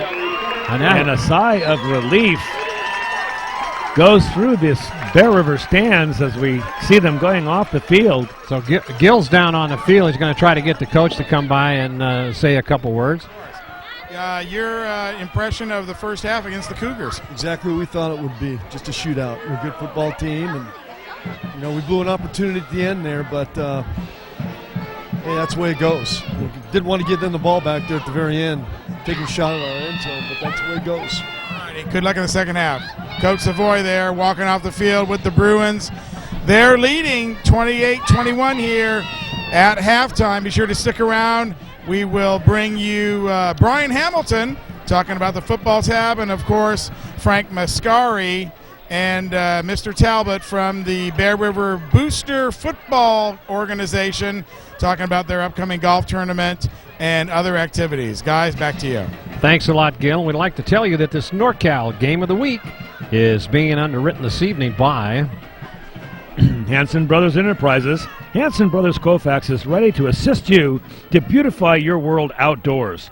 At Hanson Brothers Koufax, you'll find a wonderful selection of landscape and masonry products, retaining walls, and stepping stones. And now, just added in Koufax and HB Rentals, a full-service rental facility, just like the one in Grass Valley. So now everything you need for outdoor landscaping and equipment rentals is there for you at Hanson Brothers and Koufax. Proud to be a part of the Hanson Brothers community, the Koufax community. That's Hanson Brothers Koufax. And by Hills Flat Lumber Company, the Pardini family is proud to be your neighbors in Grass Valley and also in Colfax. By teaming up with the Do It Best products, Hills Flat Lumber Company carries the selection you want with the buying power of a large retailer. Now that their Colfax and Grass Valley stores are solar powered, Hills Flat can generate up to 175 kilowatts of power every day, meeting their... That probably should be kilowatts, I would imagine. Every day making their stores state-of-the-art facilities that makes shopping for your lumber and hardware needs a real pleasure. So shop with a pro shop. You'll sure to find everything you need at Hills Flat Lumber Company in Colfax and in Grass Valley. And by Mike Bratton, State Farm Insurance and Financial Services. At Mike Bratton State Farm Insurance, they've got you covered. As a State Farm agent, Mike and his team are devoted to your peace of mind with a variety of policies for your home, auto, life, health, and retirement. They share a common goal with you and strive every day to earn your trust. When you are looking for any type of insurance, Mike Bratton will be there to get you covered and cover all your needs to protect the things you love. That's Mike Bratton, State Farm Insurance and Financial Services. And Soft Answers. Dallas Wivholm is your local computer specialist in computer software management design and consulting. That is why Dallas and Soft Answers are your best friends for you and your computer system has ever had. Dallas is the one to call for all of those hard-to-solve computer problems. And when you sit down to design your system, Dallas can really help out. So make your computer and computer system your friend again with the help of Dallas Wivholm and Soft Answers, a proud supporter of Nevada Union Sports. And by Touchdown Productions, celebrating our 12th season of local sports television. This is Marty Mortensen along with Paul Brown saying thank you for joining us tonight and all through this 2008 football season. And be sure to stay with us after the game when we announce the Touchdown Productions Player of the Game presented by Combi Trophies and Awards. Paul and I will select the most deserving Bear River player, and Gil will talk to him immediately after the game. So stay tuned for the Touchdown Productions Player of the Game presented by Combi Trophies and Awards. And coming up immediately right after the Bear River telecast. And so look for Paul and I to select that player of the game.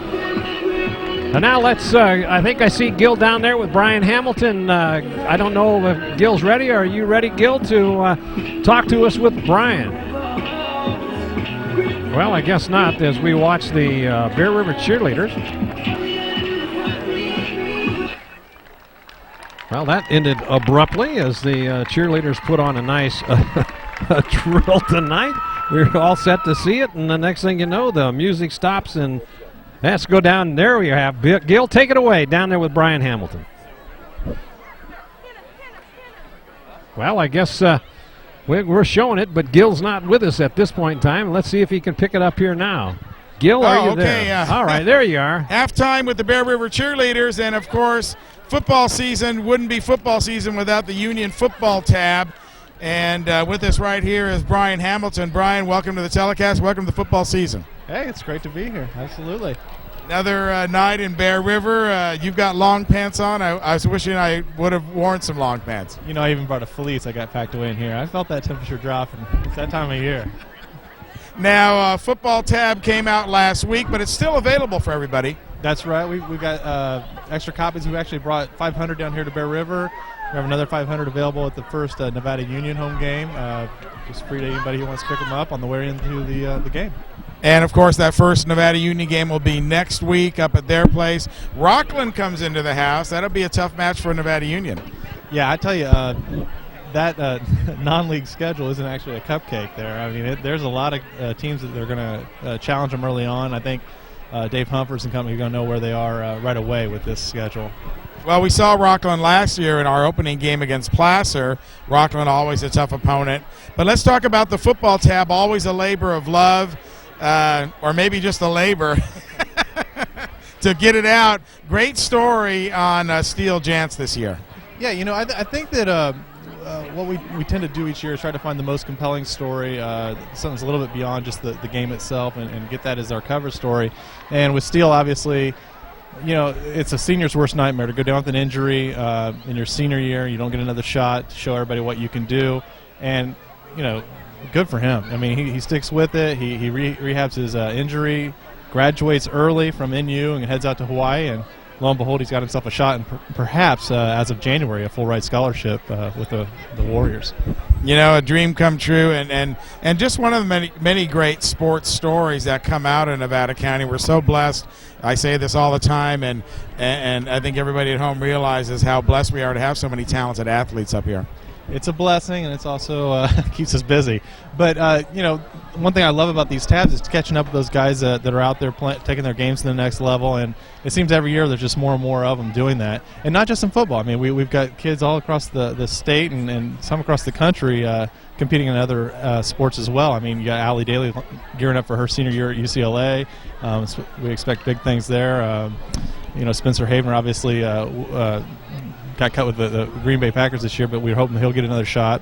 Yeah, what's the update? Did he make the practice squad, or is that an option for him? At this point, we haven't seen. I saw who they signed for the practice squad, and he wasn't one of them. I haven't had a chance to talk to him yet, but we're hoping that, you know, that he gets another opportunity. And sometimes that's what it takes. You just kind of have to be at the right place at the right time in the NFL. I mean, you're talking about competing for a spot in the NFL is pretty serious stuff. I mean, the talent level there, it's pretty amazing. Right, and then of course we got Renicky moving up to the show. That was impressive. It was great to talk to him the other night. I called him. I guess he was actually sitting in the bullpen when I made the call at Miller Park, and you know, Josh's story is an amazing one because here's a kid who was a 3-sport athlete, actually probably preferred basketball and football over baseball, and you know, it just shows his raw athletic ability to be able to make that switch and to now be in the show. It's pretty amazing. He's moving to the show. But right now, the football tab's still available, so plenty of opportunities to pick it up.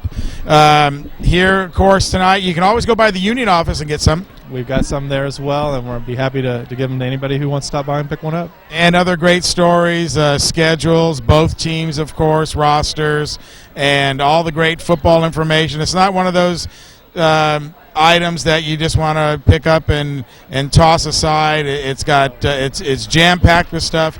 Keep it all season long. Keep it there in your office or on your desk. You know, I just got a call from somebody today that was asking if I had directions to the Ponderosa game that Nevada Union's at, and the great thing about it is all the directions, everything you want for all season long is right here. So go grab one, and you should be set. Yeah, we're even in it. So it's absolutely. All right, Brian. Well, listen, nice visiting with you, and hadn't seen you so far this year. My posse has been taking care of all the shows while we've been out of town. But I wanted to catch up with you and talk with you about the tab. And, of course, we'll see you over at Nevada Union and throughout the year. Absolutely. Have a fun one. All right. Brian Hamilton there. And don't forget the football tab. Marty, let's throw it back up to you, and then we'll be back with the Football Booster Club here at Bear River. Thanks a lot, Gil. And we'd like to tell you that this NorCal Game of the Week is being underwritten this evening by Seifert Physical Therapy. John Seifert has over 20 years of experience with the human body, and as a clinical expert in manual therapy, John knows how to keep your body in repair and is dedicated to making you whole again. Whether you're requiring rehabilitation or an accident from surgery, you have suffered a sports injury perhaps, the staff at Seifert Physical Therapy is there to serve you and ready to make you well again. They accept most insurance plans and are conveniently located near the Nevada County Fairgrounds. So Seifert Physical Therapy is proud to donate their time as the physical trainers for the Bear River Bruins football program. Chan Moon and Kirschbaum OD. Chan Moon and Kirschbaum have specialized in family vision care for over 27 years. You can trust Chan Moon and Kirschbaum to offer thorough eye exams for your entire family. If another year has gone by since you've had your last eye exam, it's time to get your vision checked and your prescription updated. And at Chan, Moon, and Kirschbaum, they offer a wide selection of frames and lenses, as well as special contacts for astigmatism. Just another example of how Jerry, Lisa, and Stephanie are looking forward to the health of your most precious gift. That is the gift of sight. It's all at Chan, Moon, and Kirschbaum. And by our friends at Extremely Green. Christian and Mike Hoxie have created the first all-green, earth-friendly goods and gift store. They're located in that big A-frame house on Main Street next to Betty's Toy Box. Extremely Green carries an array of solar gadgets and earth-friendly gifts like solar chargers for your cell phone and iPads, as well as solar flashlights. Extremely Green is also your retail and wholesale distributor for quality, environmentally responsible commercial and home use products. Their website is full of earth-friendly, everyday products, so we can get those goods for the good old Mother Earth, and that's all at the A-frame on East Main Street. Extremely Green, specializing in products for a friendly Earth. Top This Truck and Auto Accessories. Top This is the only truck accessory store in the foothills that leads the way with innovative technology. Chuck Cavros knows that your truck looks better with accessories from Top This, and that's why Top This has a showroom full of displays featuring the thousands of accessories from the Weather Guard, DZ, and Racket truck racks, along with a great selection of boxes and ski racks. So give your truck some attitude and make it an extension of your personality at Top This Truck and Auto Accessories, your truck's favorite store. And by Touchdown Productions, celebrating our 12th season of local sports television. This is Marty Mortensen along with Paul Brown saying thank you for joining us tonight and all through this 2008 football season. And be sure to stay tuned with us after the game when we announce the Touchdown Productions Player of the Game, presented by Combi Trophies and Awards. So stay tuned for that. Now let's go down on the field with Gil Dominguez. He's got a special guest for us. Gil? Yeah, we got a couple special guests for you, Marty. To my left right here is Frank Mascari. To my right, Tony Talbot. You don't want to talk Bear River football with these guys because they know all about it. They're the president and vice president, respectively, of the Bear River Booster Club. Only the second year in its existence here at Bear River, but what a great entity to support the team. And Frank, you guys have had a little growth spurt since last year. Well, we're trying. You know, it's all for the school. It's a group effort. We have a great group of people on our board, and hopefully we can continue to get parents to come aboard and join our board, and together just be a success for Bear River. And Tony, how do people get involved? They see this, they want to be part of the Bear River Booster Club. They could come and talk to us. We have name tags and all the booster member board members. They could come over to the new shack that we boosters put in last year where we sell the Bruin wear. Come in there and join the club. And there's a lot of great benefits to it. Here comes our team. As the team runs on the field. Now, one of the new things you got coming up this year is Chalk Talk with the coach on Tuesday nights. Chalk Talk is a great benefit for booster members. You have to be a booster member. You come in on Tuesday nights up at Scott Savoy's room. If we need a bigger place, we'll find a bigger place. But we show films of the previous week's games, all the highlights. It brings me back to high school days when I play. You know, you sit there and understand the game, learn the game a little bit more. Great benefit for people on the Booster Club. And then another great activity that's upcoming, the second annual Bear River Football Golf Tournament. This is a 4-person scramble, and you guys had tremendous success with that in its first year.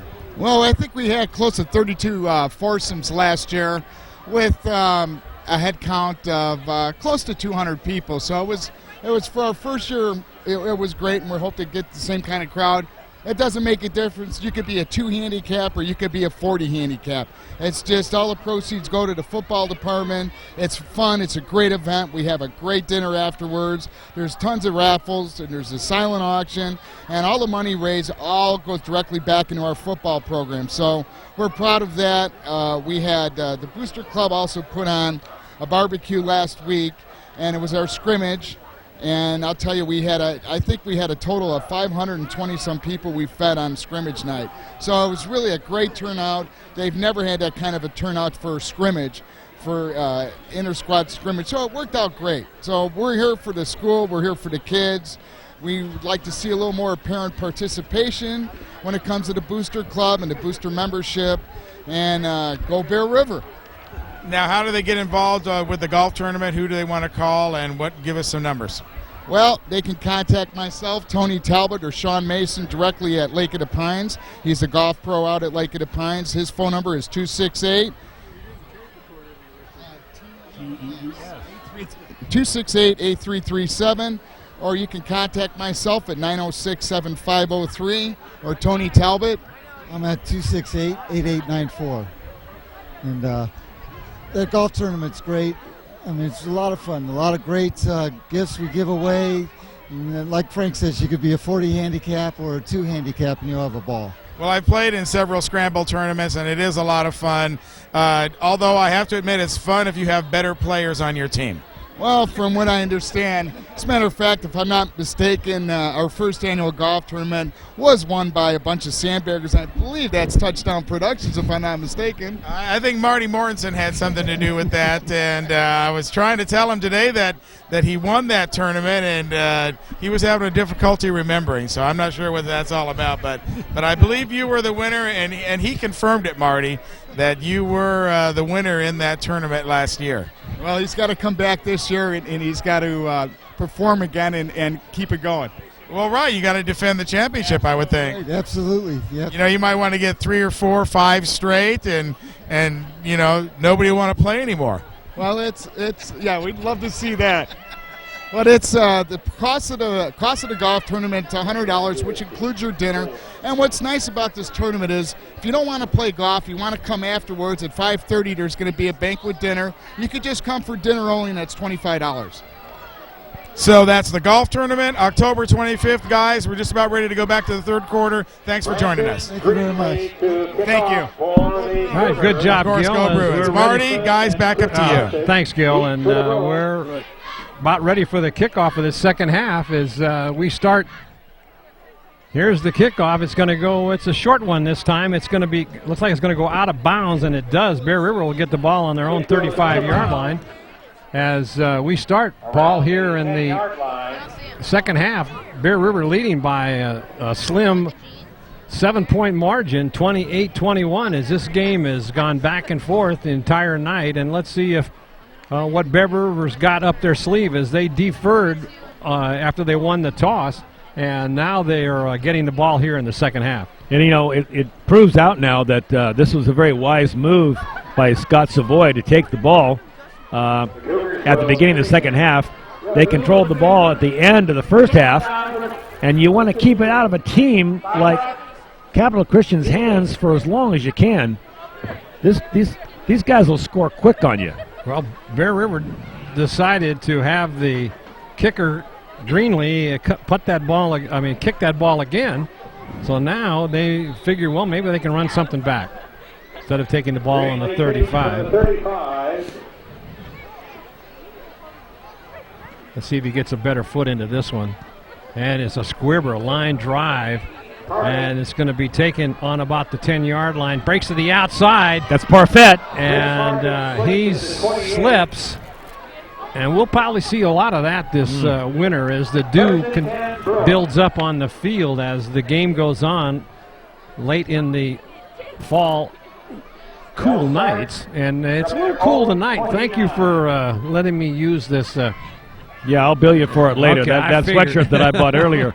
You're right, it is cooling off, though, and the dew is starting to form on the grass, and the boys are going to have footing problems here, I think, as the night progresses. So there's a pitch out over the left side and thrown for a loss by Spencer Hagan. That'll be about a 5-yard loss. He was right on top of that play, so that didn't go anywhere. Good defensive play by Hagan. He's been all over that field tonight, both offensively and defensively, Paul. And, you know, there's not that many subs on the sideline there for the Capital Christian Cougars. There's maybe only, like we said earlier, maybe 15 other players, and so most of their key offensive players are going both ways. We see Jeremy Oates out there at defensive back as well as Hagan. So now it's two backfield, and rolling out now gets a couple of good blocks. He's running again. He's got a man wide open, but it almost is going to be intercepted by Oates, and he's going to go down the sideline, and coming up and making the tackle on him is Parfait.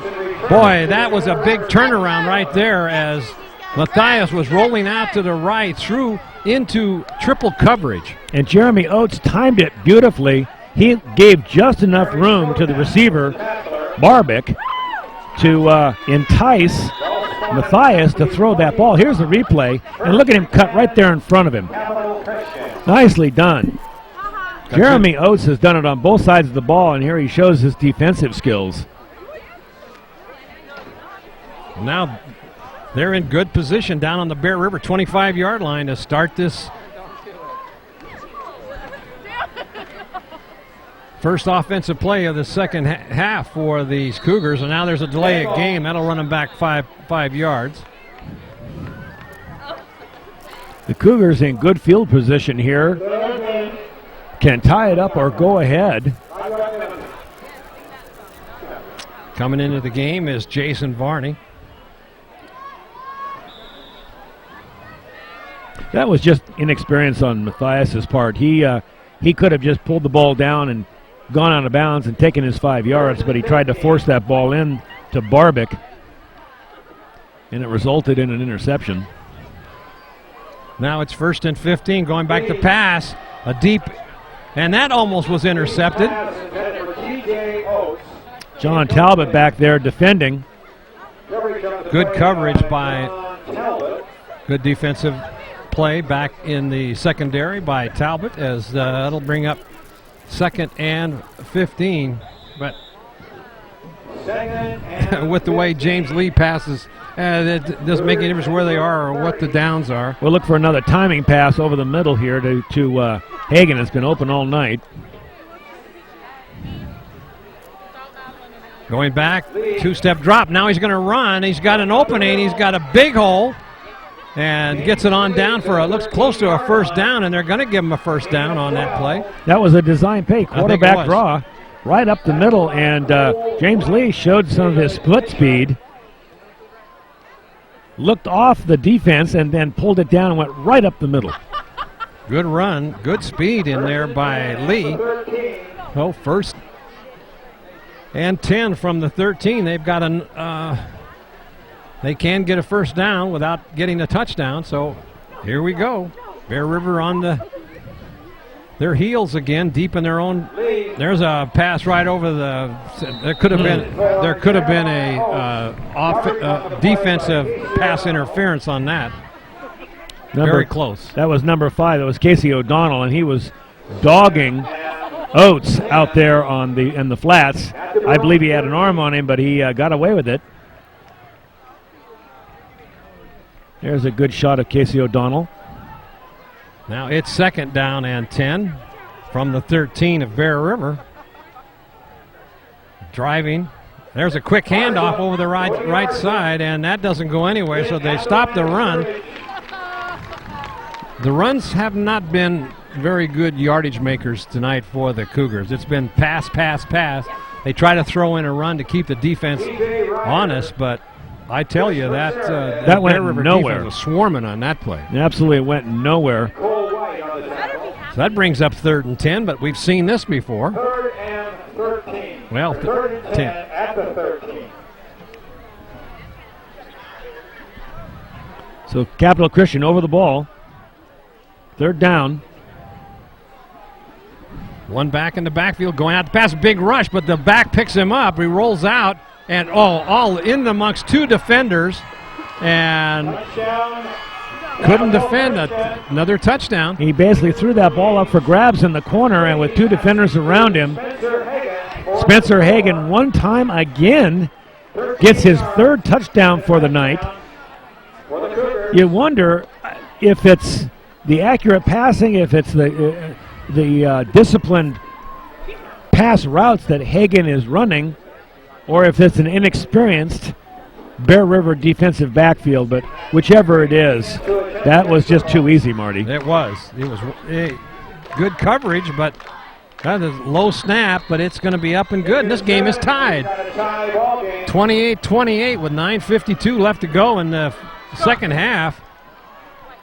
And if you're just tuning in now and you didn't see the first half, this is just getting started.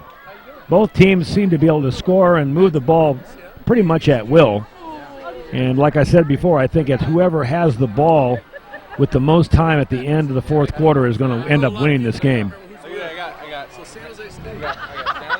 So there's your tie score right there at 28-28 as Capital Christian takes advantage of that interception on that nice play in there by Jeremiah Oates who picked that interception, and now they capitalize on it, put another 7 points on the board, tie this game up, and we've got a Donnybrook 56 points scored so far.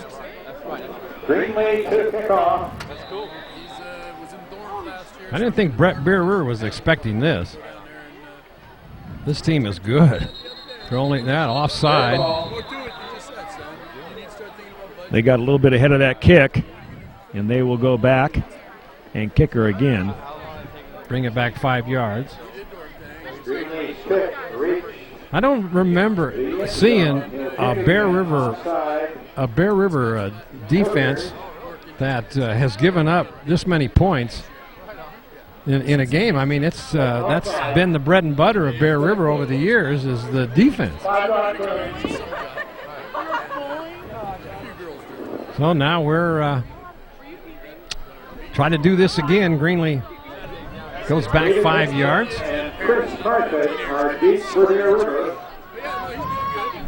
Parfit back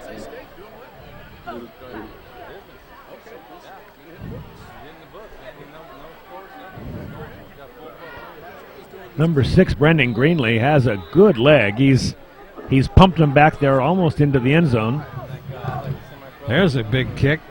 Going to be taking on about the 5-yard line. Plenty of blockers set up.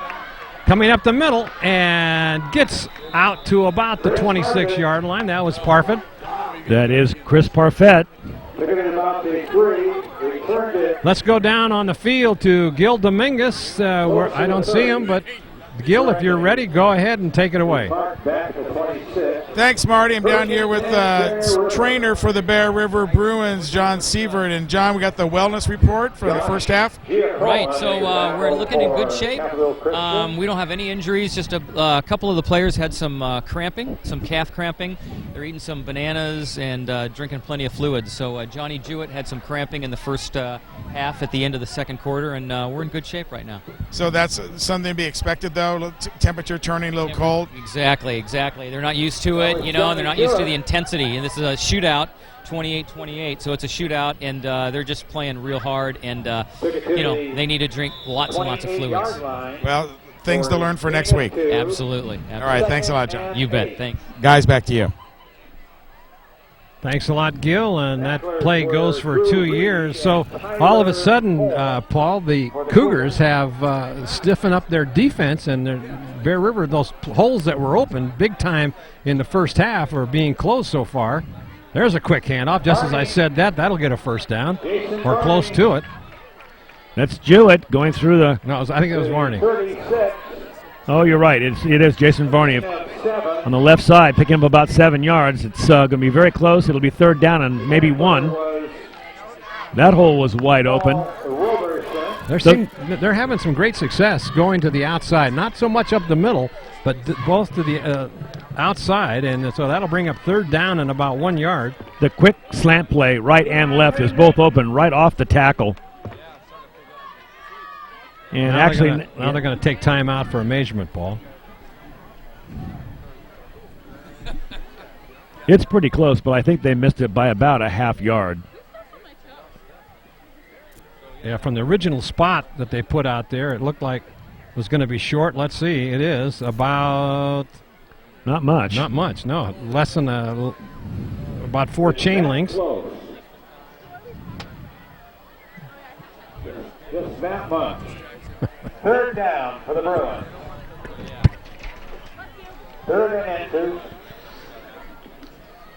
Third and inches. Good shot of Drew Wilson, number 57. Along with Matthias getting back into the huddle with a play designed for a short yardage to pick up this first down.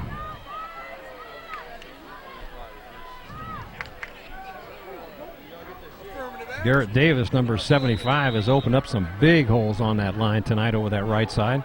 Let's see if he can do it again here. Yep, there's a handoff over the right side. It's going to be good for a first down. Colaro with the ball carrier takes it for about 4 yards and a first down for Bear River as they continue to march down the field. Big Brandon Villaro. He's here as you see him come off the field here. This is a load. He puts his head down and gets those legs churning. You're going to get your yard or two. I'm sure we'll see him in the game again. Well, there's a handoff over the left side. That's Varney taking it for about 12 yards. He gets hog-tied down to about the 46-yard line. That was the same play that we had just seen earlier. Varney, off to the left, finds himself a hole and just darts, heading for the sideline. There's a crackdown block by the left tackle, and we'll get a number on him, completely clearing out that hole for Varney. Barbic way out to the right, and there's a handoff over the right side. That's Parfit making a cut and brought down in there on a nice tackle. That looked like Johnson. Keith Johnson was the tackler. So Coach Savoy has decided to do what everybody is thinking. Get back to basics and get back to what was working earlier.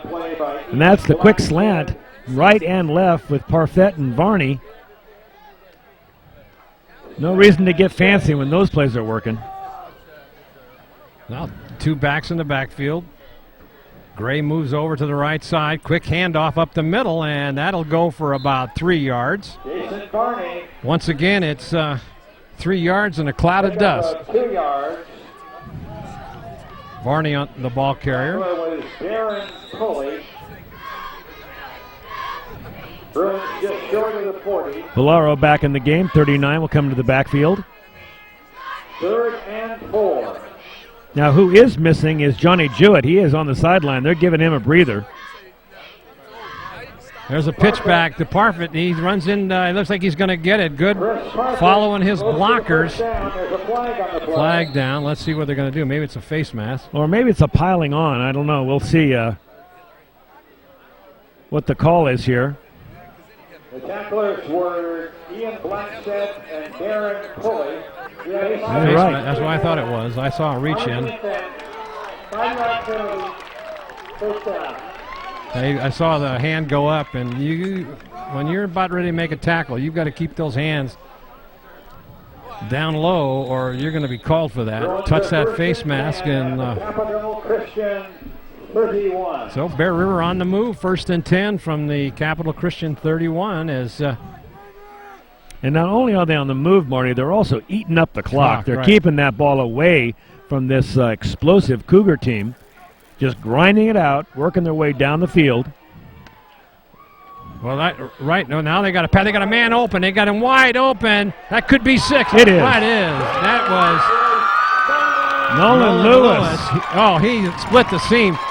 I was just going to mention before that play started off, if you watch the defense for the Cougars, they had all come up. They were more than 5 or 6 yards off the line of scrimmage. And that was just a fly pattern right down to the post, right on the money. Nice pass in there by Tanner Matthias. In fact, that's really showing some real touch and strength. Matthias sold that play into the line and then hit Lewis right on the numbers. It was a nicely conceived play called by the coach and well executed by the team. There's the extra point, is good.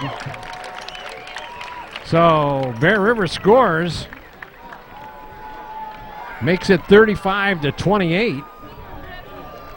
Here's a replay. Let's watch Tanner Matthias. Watch him sell it into the line. And finding Lewis right there. He sells it right there. And then has plenty of time to set and throw right off that front foot. Look at that. Nicely done. Good blocking by the offensive line. They protected. Catches him right in stride. Has a little help from the official. Yeah. But Lewis gets his first touchdown of the season, and Bear River is back out in front, 35-28. That was an explosive play right there. But I saw every play. The Bear River kept running and running and running, and the defenders in the secondary kept moving up closer and closer and closer to the line of scrimmage, and they just got burnt. You know what, Bear River, that's the first throw, though, that Matthias has actually proven that he has a receiver that he can hit, and he can hit the man. Right. He was wide open. He was. Right on the run and threw it right in there. That was a nice touch pass. So Bear River will kick off. TJ Oates, number 2, Jeremiah Oates. Jeremiah Oates and TJ Oates are back to receive on about their own 5-yard line. There's the kick. That's going to go deep into the end zone, and that'll be a touchback. That'll automatic touchback. Bring the ball out to the 20-yard line, where it'll be 1st and 10 for the Cougars, trailing now again by 7 points. And we've got, if I can do my math, that's 63 points so far in this ball game. Wow. I don't know that we've seen one of these kind of ball games all last season, Marty, and this is a lot of fun to watch. Well, I know those young ladies have got to be cold. I'm cold. I'm Look cold at them. up here, and they're sitting there in their shorts and watching the ball game, rooting on the Bruins, and to be young again. I've got old blood, I guess, so that's why I should have brought my jacket tonight. I didn't think to do that when it's 80 degrees when I left the house. All right, here we go. Cougars on the attack now. 4 in the pattern. There's that play right over the middle. for a first down, it looks like. That's Gluteman again, 88.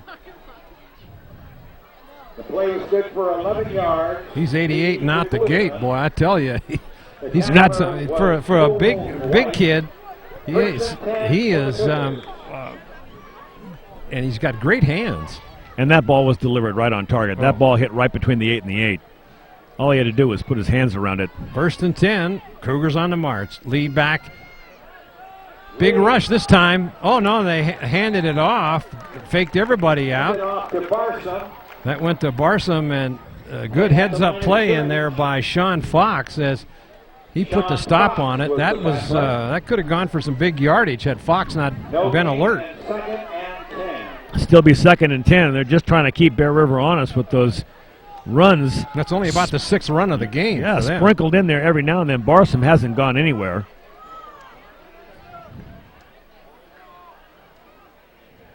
There's a quick pitch out into the, trying to turn the corner, can't do it. Coming up and making a nice tackle is Casey O'Donnell as he came up and leveled him. That's Jordan Waterman with his first carry of the game. Casey O'Donnell tripped him up. There's a shot of Waterman.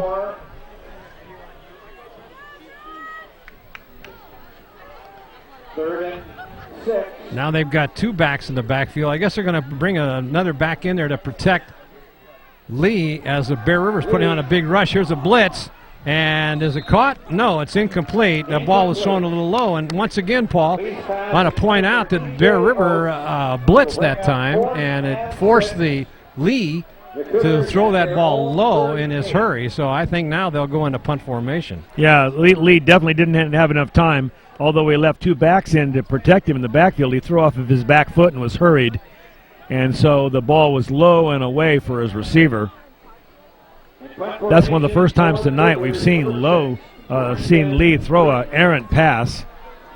And it's also one of the first times we've seen them punt tonight. They've been going for these at 4th down. This is the first punt of the game for high snap. Big rush by Bear River, kind of a squibber, but it's going to go and roll dead on about the 33-yard line. The Bear River 33, and it'll be 1st and 10 Bear River.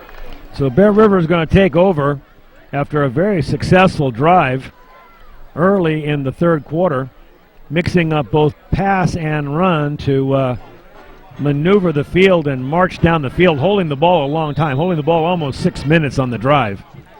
Yeah, if they can continue to do that and keep their defense on the field. Remember now, we talked about it earlier, that the Cougars have got players going both ways. So there's a quick handoff.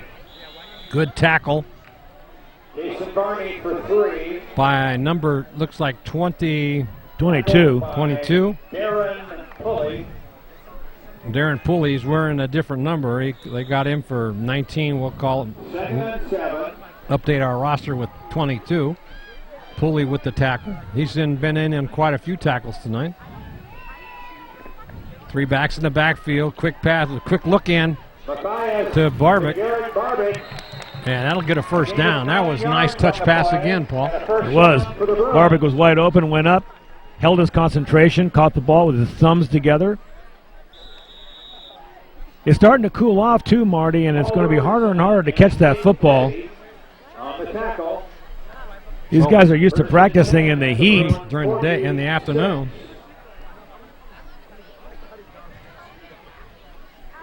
There's a pitch out, cut back, and he's going to go. He's going to go. Jewett's going to go down. He's at the 20, the 15, the 5. Touchdown, Bear River. And the Johnny Jewett show continues. They gave him a rest on the sideline, and this is the reason why. He's all juiced up now. Oh, boy. He broke into the secondary and turned on the afterburners, and there was no catching Johnny Jewett as he takes it in for a, I couldn't remember where that ball was spotted. It was 50 yards 50 plus. Yards. Johnny Jewett showing some speed, showing his strength, getting into the end zone, and, you know, like you were saying, Marty, this Capital Christian team is going both ways, and that maybe a little bit of fatigue is starting to set in. I think you're absolutely right. There he is, the man of the hour, Jewett. So Paul, as Bear River goes up 42-28. We've got to select our player of the game. Well, I know we've got another quarter to go, but the player of the game presented by Combi Trophy and Awards, and Paul and I will be making that selection tonight, and we'll be picking the most deserving Bear River player, and Gil will talk to him right immediately after the game. So stay tuned for that. As Touchdown Productions player of the game presented by Combi Trophy and Awards is coming up immediately following this Bear River telecast. And so, Paul, who is your candidate for tonight? I wonder who that is. I mean, they'll pull me out of the stands and lynch me unless we put it. I mean, it's Johnny Jewett, obviously. Oh, he's doing it on both sides of the ball. We could also make an argument for Varney. We could also make an argument for Matthias, but it's been Jewett's game so far tonight, and we're going to award him that Combi Trophy for player of the game. I think so. He can sit out the rest of the ball game and still still make that our game. So Bear River will kick off. Lots of time left in this game. 42-28. Setting up, and let's see if he can break it outside, and Bear River smothers that about the 29-yard line. Well, with all the passing going on here tonight by both teams, incomplete pass, stopping of the clock with a little bit of a late start. We're 3:25 into the third, left in this third quarter with another quarter to play. It's already, normally Bear River games are over by 9:30. I mean, I've been home doing a telecast by 9:30. And here it is 15 minutes after the hour of 9:30. We got another quarter to play. So it's been one of those games we don't seldom ever see 70 points scored, but we're seeing it tonight so far. 42-28 into the third quarter as once again going back to pass, two-strap drop right over the middle. He's got his man. He's wide open. He's got some room. Oh, nice touchdown saving tackle right there. That was by number 5, Casey O'Donnell, coming across and getting the shoestring tackle. Oh, that had 6 points written all over it. Good tackle. This team is amazing. There's no quit in them. They got lots of time left, and they know it. They can still score 4 or 5 times. Bear River is not used to scoring 42 points. No. They may need to score 50 to beat this team. I tell you, this is a Bear River offensive that we haven't seen in the last few years. Now there's going back to pass, but there's a handoff on a draw for about 5 yards. Bear River came up and stopped that. That's Barsom with that draw play. We're going to see that game-saving tackle now by O'Donnell. Watch this. He cuts across the middle of the field, and watch number 5, and he just barely gets him with the right hand right there on the shoe top. Oh, holy cow! That was. He could have broken it to the outside, down the sideline. That'd have been That was close. 70-yard play. So now it's second down into Bear River territory on the 44-yard line, and now they set. Lee, a quick pass out into the flat, but it's dropped, incomplete. Lee's pass. Very close to being a lateral, like you said earlier, but it was a forward pass, so the clock will stop. 5 for the Cougars. All right, I think we've got Gil Dominguez down on the sideline. Gil, are you there? I'm here on the Cougar sideline this time. Last touchdown by Bear River took a little bit of wind out of the Cougars as they were marching off the field, but the coach, very optimistic, said, come on, guys, let's go. We're still in this. Now they're driving. Back to you. Thanks a lot, Gil, and good sideline report. 3rd and 5. Big rush by Bear River. And now they sack him coming up, and that was Chad Chiardi. Chiardi makes that. It brings them down, but a good.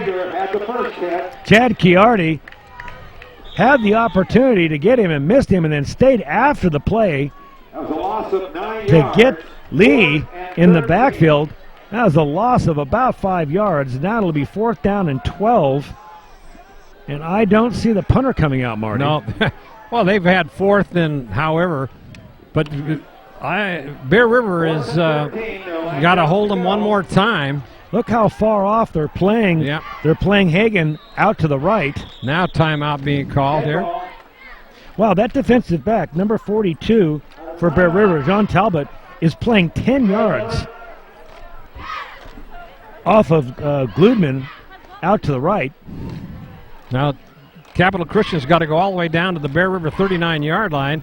The ball is on their own 42-yard line, or 47-yard line, sorry.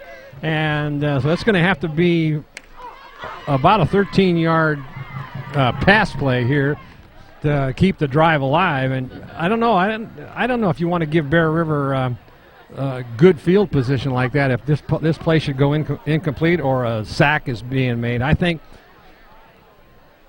he called the timeout and to talk to the defense. I think trying to regroup. This is a big play right here, Paul. It is. But if you think about it, Marty, I would guess that the average pass play that Capital Christian is completing is going for at least 10 yards. Yeah, right. So this is 4th down and 12.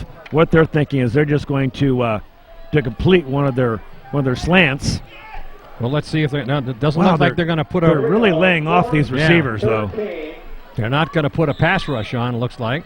So now Lee. They're in a prevent defense, Marty. Yeah, that prevents you from winning. All right, big rush again by Bear River, but rolling out, and that ball is caught.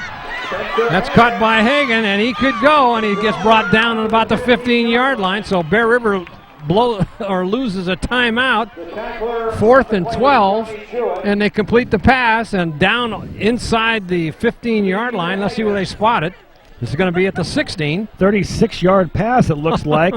And that's Spencer Hagen again. No wonder he's being so highly recruited by the colleges. Well, that was a tight spiral right on the money. Man, oh, man, I've never seen anything like that in high school football. But he had two receivers on him, and he completely lost them with that pass pattern. Yeah. Had a good rush, but three-man rush. There's a handoff over the left side. Doesn't go anywhere. That is smothered at the line of scrimmage. I tell you, you can't give that young man time to pass that ball. They put a three-man rush. They got a good rush. He ran away from it, rolled out, looked at his second or third receiver, and then threw a spiral right on the numbers.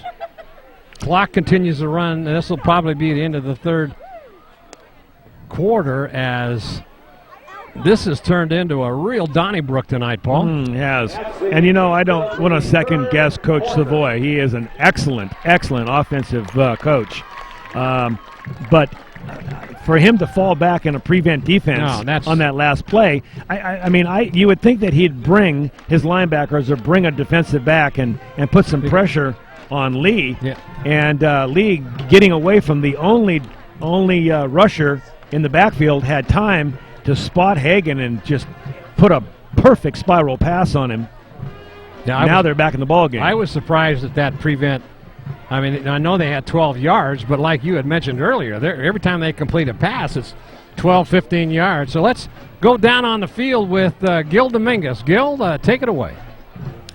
Well, we're just about ready to start the fourth quarter here. Bear River defense giving up too much ground, though, according to the coaches. They're reminding the players you don't get second or third chances with this quarterback. He's very agile. He's very deadly with that arm. You got to make that contact the very first time. You got to make it stick, and you got to bring him down. Let's see if they can accomplish this. Guys, back to you. Well, Bear River will have to, thanks, Gil. They'll have to do that as they're got the ball on their own 16. Looks like now it's on the 14-yard line, so it could be a little dicey. Bear River's going to have to step up here at the 14, so it's second down and about 9 for a first down. There's a rollout, a big rush, and look at number 88. Yeah, I'll tell you, Gludman in the middle of the field, there was nobody within 15 yards of him. But you know what was the difference in that play? Is the fact that Bear River put a good defensive rush on him, and it threw him off his timing. And that's what they're going to have to do. And I think both Logs have figured that out, and they're going to be rushing now, I believe, to break up that timing pattern, because this young man, James Lee, has got a cannon for an arm, and and he hits their open receivers. There he goes back again. They got a big rush, and see, he is trying to get that ball over the center. That's what they're going to have to do, and I think that's what they're going to do now the rest of the way. Next time we probably see you. Well, it's 4th down now, and the ball is being placed on about the 14-yard line. Ball at the 13-yard line. So Zach Logue out on the field encouraging his defense. They will go for it. They're not going to try for any field goal. They're looking for a score. They can get a first down by crossing the 5. Now they're going to call a timeout. They were unsure about what they wanted to do. This is a big play here for the Cougars. They've got to get this first down to keep this drive alive, because they're running out of chances here with 11:50 to go in this ball game. So you can hear, I can hear Coach Logue talking to Zach out there, saying, "Hey, this is what you got to do." And so you can see Zach is listening very attentively, and now he's got the play. Let's see what happens. I'd like to know how many timeouts each team has. It seems like both teams are burning their timeouts early. I believe Bear River has one, and the Cougars have one left in the game. And that may play a role as we come down to the end of this 4th quarter. Here's a good shot of the Bear River mascot wearing number 25. Now, big play for the Cougars, 4th down and 9. Let's see if Bear River puts the rush on. Looks like they're going to do it. Here they come. And see that pass is. And there's a flag. Now they're going to call it. They're going to have a flag. It might be hold or roughing the passer. And maybe roughing the passer. They popped him pretty good at the end of the play. No, it's a hold. It's a hold by the offense, and it'll be declined. Yeah, that is a big play. See what that pass rush can do for you? I think that's what Coach Logue saw and relayed that down to Zach Logue down on the field, and that was a big play. Disrupt the timing on that. So now the Cougars will have to hold Bear River. Bear River obviously will try to hold on to the football as long as they can. See if they can, you're right, run some time off the clock now if they can get that running game back fired up. Looks like that's what they're going to do, Paul, with that formation they're in. That looks like a solid running formation. Pitch back to Parfait, cutting it up. And he's going to get about 5 yards, but that'll take some time off the clock.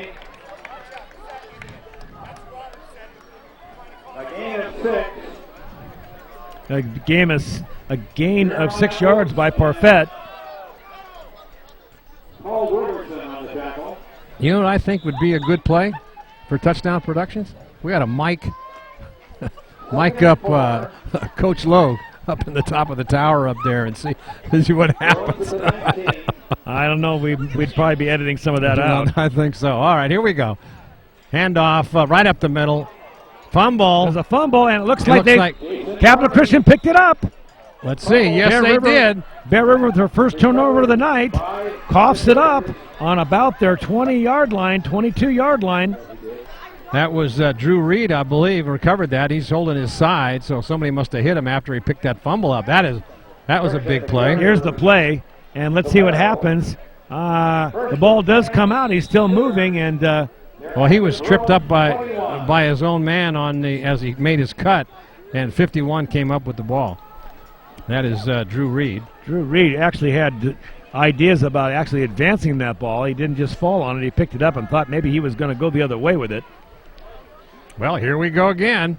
Deep into Bruins territory. Do they have one more stand in them here, Paul? Oh, they're going to have to. There's still 11 minutes on the clock, and this Cougar team, if they can score here, is right back in it. Going back to pass. Big rush. Pass almost intercepted. That was Hitchman, I believe. And there's a flag now. The back judge has thrown a flag on the quarterback. I think the quarterback said something to him. It may be unsportsmanlike contact, Marty. Conduct. Let's see what they say. There was nobody else in the backfield when the flag went up, and there were apparently words being exchanged. Let's see what he has to say. Oh, he was probably wanting a pass interference call on David Hitchman, but I think David Hitchman was covering that ball very well. Let's see what he says. Yep, that's what it was. Yeah, that's going to cost them 15 from the part of the point of the foul, I believe. But no, they're going to take it right at the original start of the line, and that's a big play. So you caught that, I didn't, and that was good that you saw that, because I wouldn't have known what that was. So Capital Christian starting to self-destruct a little bit. Let's see, it's still second down. And Bear River is not up on the line. They're still in a somewhat prevent defense. Big rush. Here he comes. And they're going to get him. Takes it back to the 40-yard line. That was Chiardi that's about his third sack of the game. Chiardi, Sean Fox, and C.J. Ryder on the tackle. So third down and a half a mile for the Cougars. Here's a replay of that sack, and he gets spun around and then swarmed by the Bear River defense. C.J. Ryder also in on that. These guys have got to be getting tired too, yeah, Marty. I think so. It's going to be a long pass here. See if they can get some of this yardage back. Another only a three-man rush this time, but good protection and rolling out. And he's hit down hard at about the 28-yard line of Bear River. So it'll be fourth, and it looks like about 14, 15 yards. Yeah, it doesn't seem to stop him. Can't tell if there's another flag on the play as Coach Savoy is over there talking with the referees.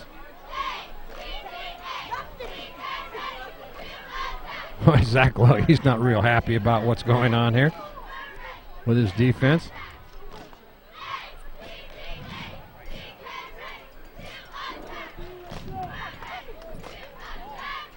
Might have been a late hit.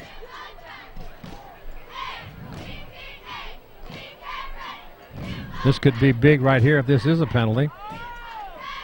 Well, they're going to mark it off against the Cougars there, Paul. He's facing that direction. Well, they're talking to Coach Savoy about something. I'm not exactly sure what it is. No, it'll be marched off against Bear River, and it looks like it's going to be a 15-yard penalty, Marty. I'm not sure. Personal foul. 15 yards. I think it must have been a late hit. It had to be. And that is huge because that, I believe, will be, no, it won't be a first down. It'll still be third down. It looks like it'll be third down and about 4. Boy, that was a big play. So first the penalty, unsportsmanlike, goes against the Cougars. And then Bear River gives one up for the same. So just about the time you think Bear River is about ready to shut them down, the Cougars get new life. Now we're going east. Okay.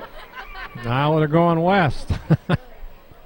Now they're finally settling. It was a half a distance penalty. He took the full. You're adjusting the ball. You know, this is the first game for not only the players but also for the officials. Yeah, they're having a little mix-up now. I think they've done a pretty good job so far tonight, but they're trying to figure this one out. So now the ball is, they've got 5 yards to go for a 3rd and 4. I think it's third. There's a pass out into the flat and touchdown. Oh, defensive coverage was blown there by John Talbot. Marty, I don't know that Talbot blew the coverage. That ball was perfectly thrown. Talbot didn't even know it was in the air. Yeah. Spencer Hagan sold the idea that he was going to the post, and then while the ball was in the air, went to the flag and caught that ball over his shoulder. I don't know anybody could have defended that ball. That was just beautifully done. But we now have 34-42. This ball game is up for grabs. Certainly is. No one is leaving these stands, certainly.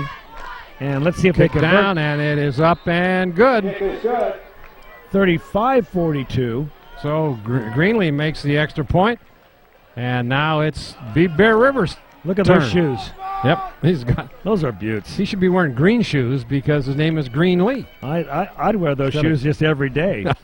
You'd look good in those, I too. would. All right, Bear River now's got their work cut out for them. Just as they thought that maybe this game was going to be going in their Look at those favor. shoes. Aren't those beautiful? I'm going to get me a pair of those. Watch, here's that touchdown play. Now watch this. Now Talbot watch up on the top of your screen. The ball is let go, and he hasn't even turned yet. He's selling it right now, and now he finally finds the ball. Talbot's got no chance. Yeah, right. He was watching the defender, staying with him, but he was the defender didn't look like the ball was even coming his way. So that was. But Talbot's got to turn around and look. Kickoff for the Cougars. So Harford and Hitchman are back for the Bruins. There's a kick that's going deep down to about the 3-yard line. Parfit with the ball. Cuts it up. Looks for a seam. He's got it. Down the sideline he goes, and is going to be dropped down at the 46 or 47-yard line, where Bear River will start in great field position as Parfit. Wow. Took that ball on the 3, got it out to the 47. Bear River is, you see, just about the time you think that there may be a swing in momentum. Bear River, Parfit or Jewett break one loose like this. Yep. Here we go. Pitch back. Ah, there's a hole. Opens it right up. Gets a first down for about 15 yards. That is Jewett. And a first down for the Bruins. Boy, if it hadn't been for a shoestring tackle, it looked like number 12, that's Ian Blackstead, just getting a piece of the ball carrier. I'm going to be anxious to see how many total yards were ground out tonight in this game between these two teams. Wow, look at this. They're everybody up at the line of scrimmage. And now let's see what they're going to do. They're going to run it, or there's a inside handoff, fumble. Another fumble by Bear River, and the Cougars get it. Oh, my goodness. So Bear River coughing it up for the second time tonight. You never want to see a turnover, but certainly at this point of the ball game, wow, handing the ball back to the Capital Christian Cougars is just going to be death for them, the way that they're scoring. So Capital Christian has it first and 10. On their own 45-yard line. At their Well, own 40. 41. So here we go again. Bear River's got to step it up.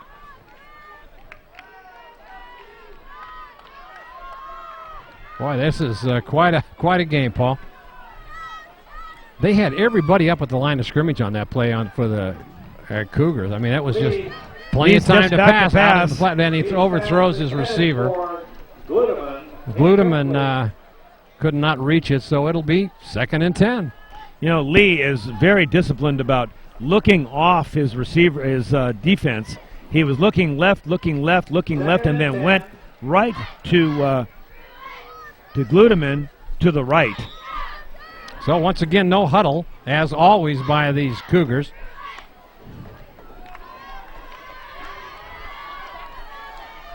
Going back to pass. Plenty of time. Now he's going to try to run it, and he gets tackled from behind for a gain of about a yard. That was Saradet was the DJ Ryder. and Ryder involved in the tackle. Christopher Saradet. With the tacklers. 3rd down and 8. Let's see if Bear River puts a rush on. 3-man line for the defense. Quick pass out into the flat. And they're going to get a first down. That play has been working all night for the Cougars. A quick pass out to Hagan, who quickly goes to the sideline. At the 50. Just short of a first down. Well, now I guess they give us forward. He stepped out of bounds, so that'll be short of about a yard. So it'll be 4th down and a yard to go. 4th and a yard. So if you're Capital Christian, what do you do here? You really don't have a running game. You don't have a big back. They may try to sneak it. Let's see if they sneak it.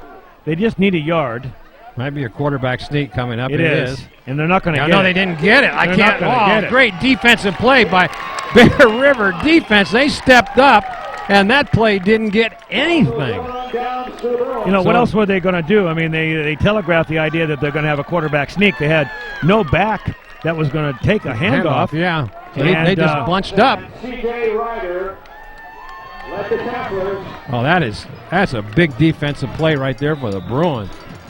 So the turnover by the Bruins goes nowhere, and Capital Christian cannot capitalize. Look how they're bunching up that line of scrimmage. They breaks it through, and he could go. They might catch him, and no, they're not. Jason Touchdown. Varney. Jason Varney, and another touchdown for Jason Varney as Paul. The Bear River Bruins score their 48th point of the night. I'm wondering if they're going to have this kind of success with their regular league opponents. Boy. But they just are blasting up the middle, breaking huge holes open. Well, that line, running the past. offensive line is just opening up. Fantastic hole. And so Varney will now kick the extra point. He's up and good. His leg got to be tired of all the running he's been doing out there, and it's good. 49-35. There's the replay of the touchdown. There's Varney. Watch Varney go right up the middle. I mean, he couldn't go more up the middle. Oh, good. There's another good And block. look at by that. the back. Who is that? I couldn't see. I couldn't see what that was, but just took out that whole right-hand side of the line there. And look at that. He's got good speed, too. That is Oates chasing him and couldn't stop him and going in for the score at the 5 and now into the end zone for a touchdown. But we had commented earlier about how they were bunching up that line, and once you break into that secondary, and you can get past that final line of defense out there, yeah, it's touchdown city. So Bear River will prepare to kick off. Jason Varney to kick off for the And the last thing they want to do is take this last 7 minutes and 51 seconds for granted. 84 points. When was the last time you saw 84 points in a ball game here at Bear River? Unbelievable. What a game to open up the season. Touchdown production was here, and we're still here as the night gets longer. Guess my early tea time is going to be early tomorrow. Here we go. Varney doing it again with his kicking. There's a deep kick. Going to be taken at about the 10-yard line. The wedge is being sent up. Oates with the ball. It jumps over a couple of men, gets it up to the 28-yard line where it'll be 1st and 10 for Capital Christian as once again, how important was that defensive stand by Bear River on that 4th and 1? Well, the first thing Bear River's got to do now is they got to hold on to the football. Oh, yeah. They've given Capital Christian 2 opportunities with turnovers, and they've got to eliminate those. But I don't think that this Capital Christian Cougar team is going to panic yet. They know they can score twice. They've still got almost 8 minutes to do it. So back over center is James Lee, the quarterback, going back now. 4 men in the receiving.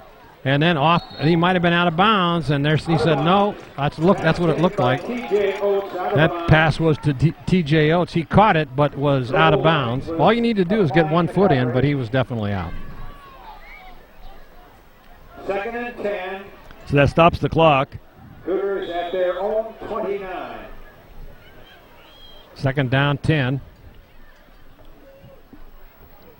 Lee looks over at the sideline for the play.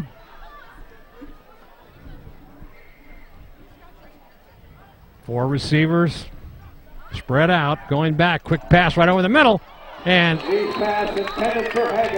that was John Talbot breaking that play up. That could have been a flag too, Marty. I thought Talbot was hanging on to him, but I guess it was after the ball had already gotten there. I think he reached in there. as the runner went by and knocked the ball away. So good defensive play by John Talbot.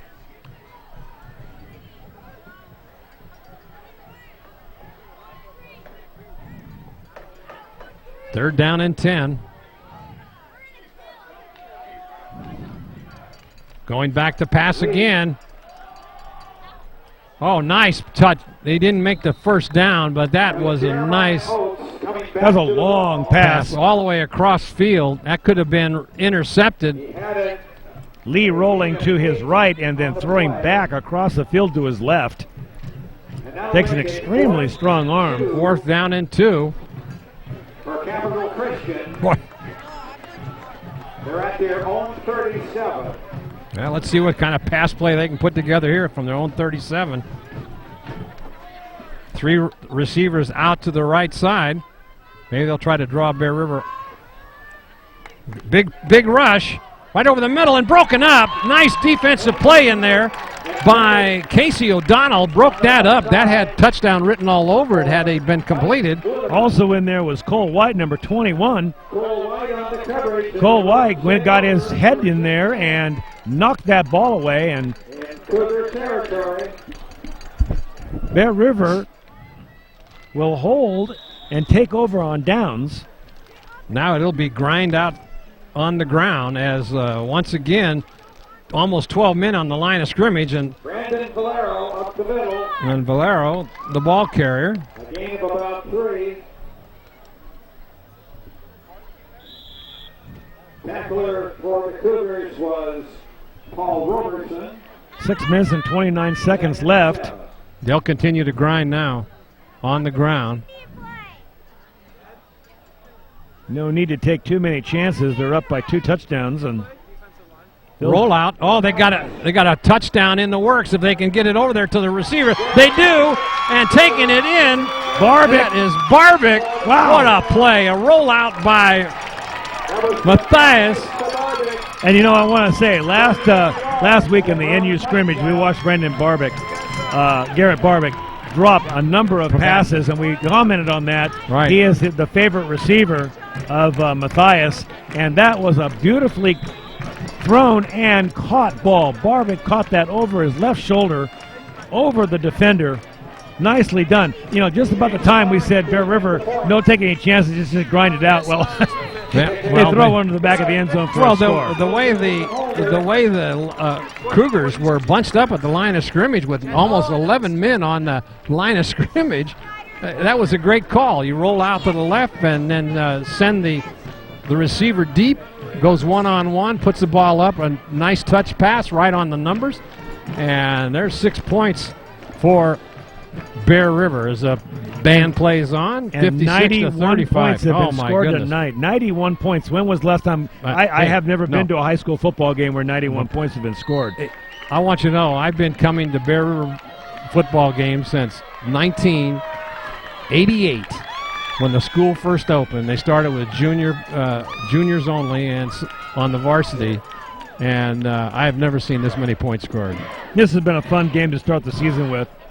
And it gives us a window into what we can expect from this Bear River team. This is a good football team. Yeah.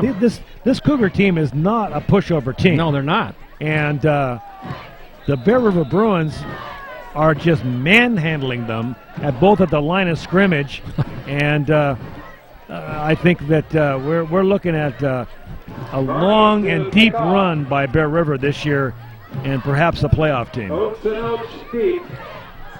There's a deep kick by Varney down to about the 5-yard line, taken by Oates. Coming up, breaks a couple of tackles, but then is swarmed under is still going by Bear River. Brought it back to the 26-yard line. Colby Angus in there on the tackle. Looks like, no, he gets up. That was TJ Oates trying to throw a block. It's Alex Loza and Brian Pedro made the tackle on the kickoff. Pedro in on that tackle also. Cougars. Alex Loza comes into the ball game, playing safety.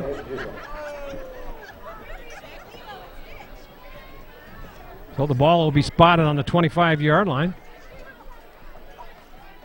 5:57 left. There's a quick handoff, and that goes for about 3 yards. Ahead for 3 or 4 yards.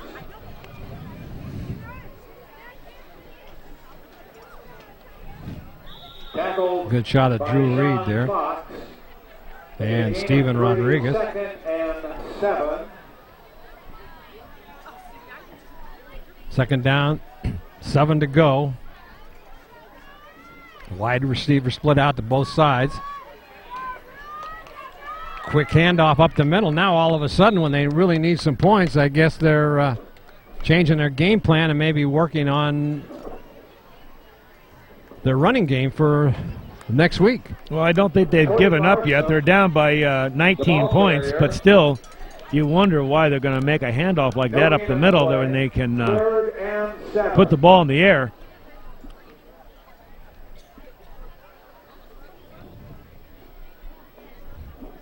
I stand corrected. They're down by 21 points. 3 touchdowns. You can't get any. You got to be. There's that quick pass out into the flat. They're going to get a first down. Good coverage by Bear River, but not until 7 yards were picked up for a first down. Clock continues to run. Coming into the ball game is Hurtado. Coming out is C.J. Ryder. First and 10 Cougars.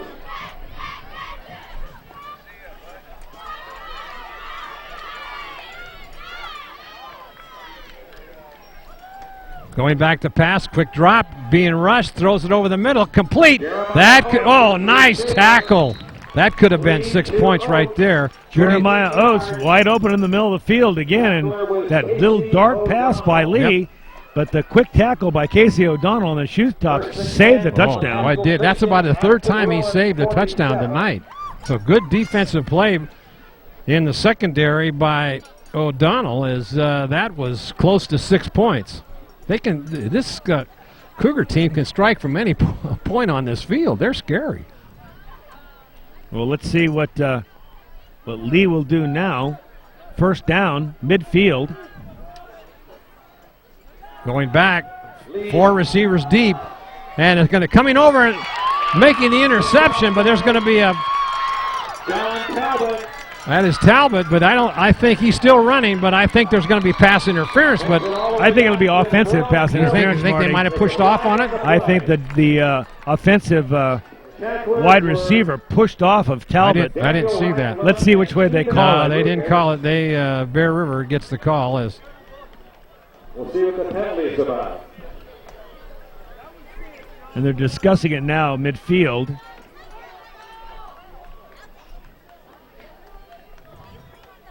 I didn't see the interference, but I don't know if we have that on the replay or not.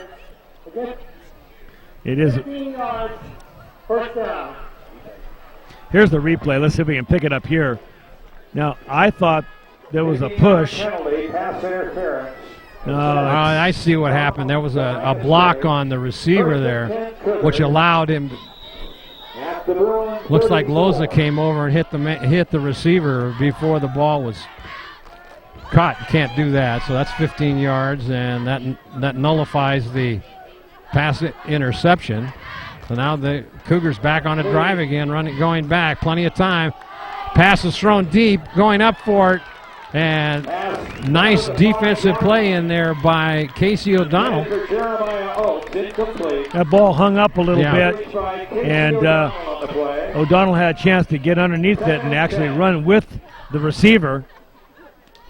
Oates. That had a lot of air under it, and it just kind of held up. 56-35 here in one of the most exciting ball games we've seen in a long time here at Ramsey Field. Going back to pass again, big rush over the middle, and just overthrown to Gludeman. That's the first ball that's actually hit Gludeman's hands tonight that he didn't haul in. I know. 3rd and 10. So it'll be 3rd and 10. There's a good shot of Mike Gluteman there. 34.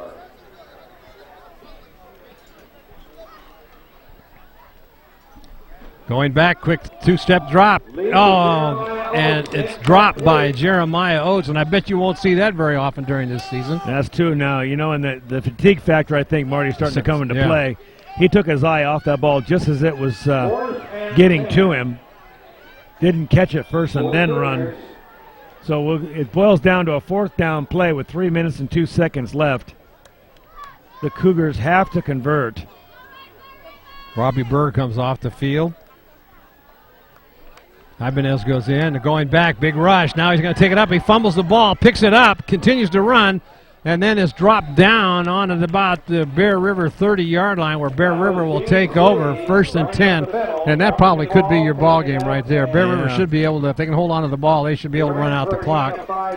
You would think, barring any kind of a miracle, Bear River should be able to put this to bed now. But this was touch and go for 3 quarters. Just outside their own 30. 1st and 10, Bear River.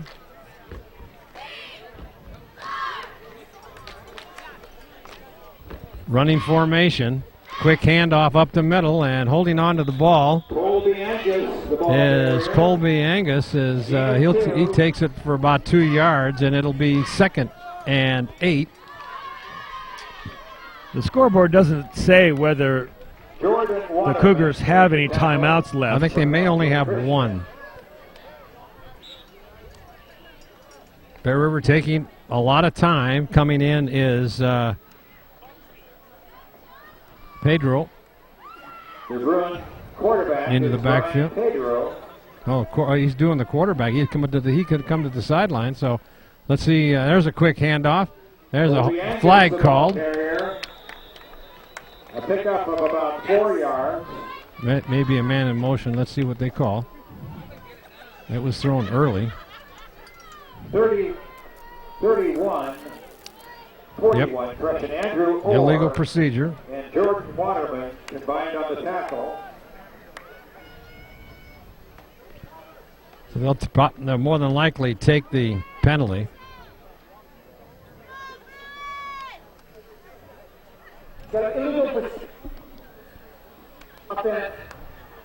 Illegal procedure, 5-yard penalty on Bear River. It looked like they had quite a few guys in motion in the backfield there before that.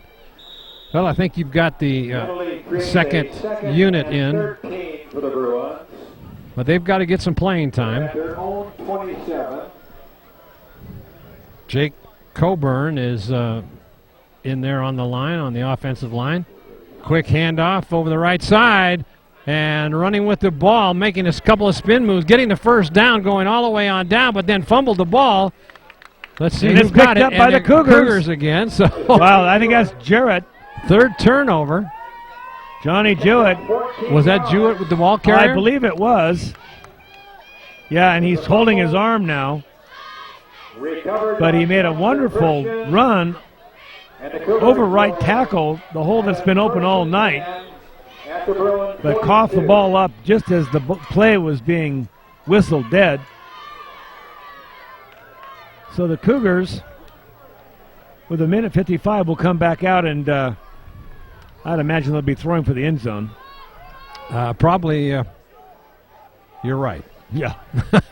No, they pitch it out, and it's for a sweep. Oh, nice tackle as... That was Cody Barson around the right side. A gain of 7 yards. A big gain there as the clock continues to run. Cody Barson. And Cole White combined on the tackle. 2nd and about 4.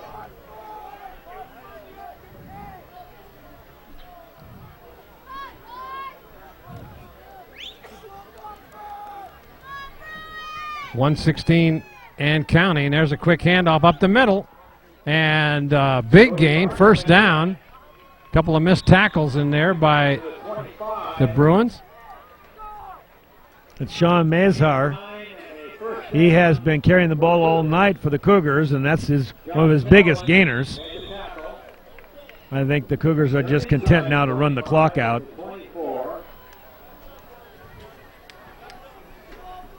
with a minute left and ticking. Yeah, they want to get on the bus. 52 seconds.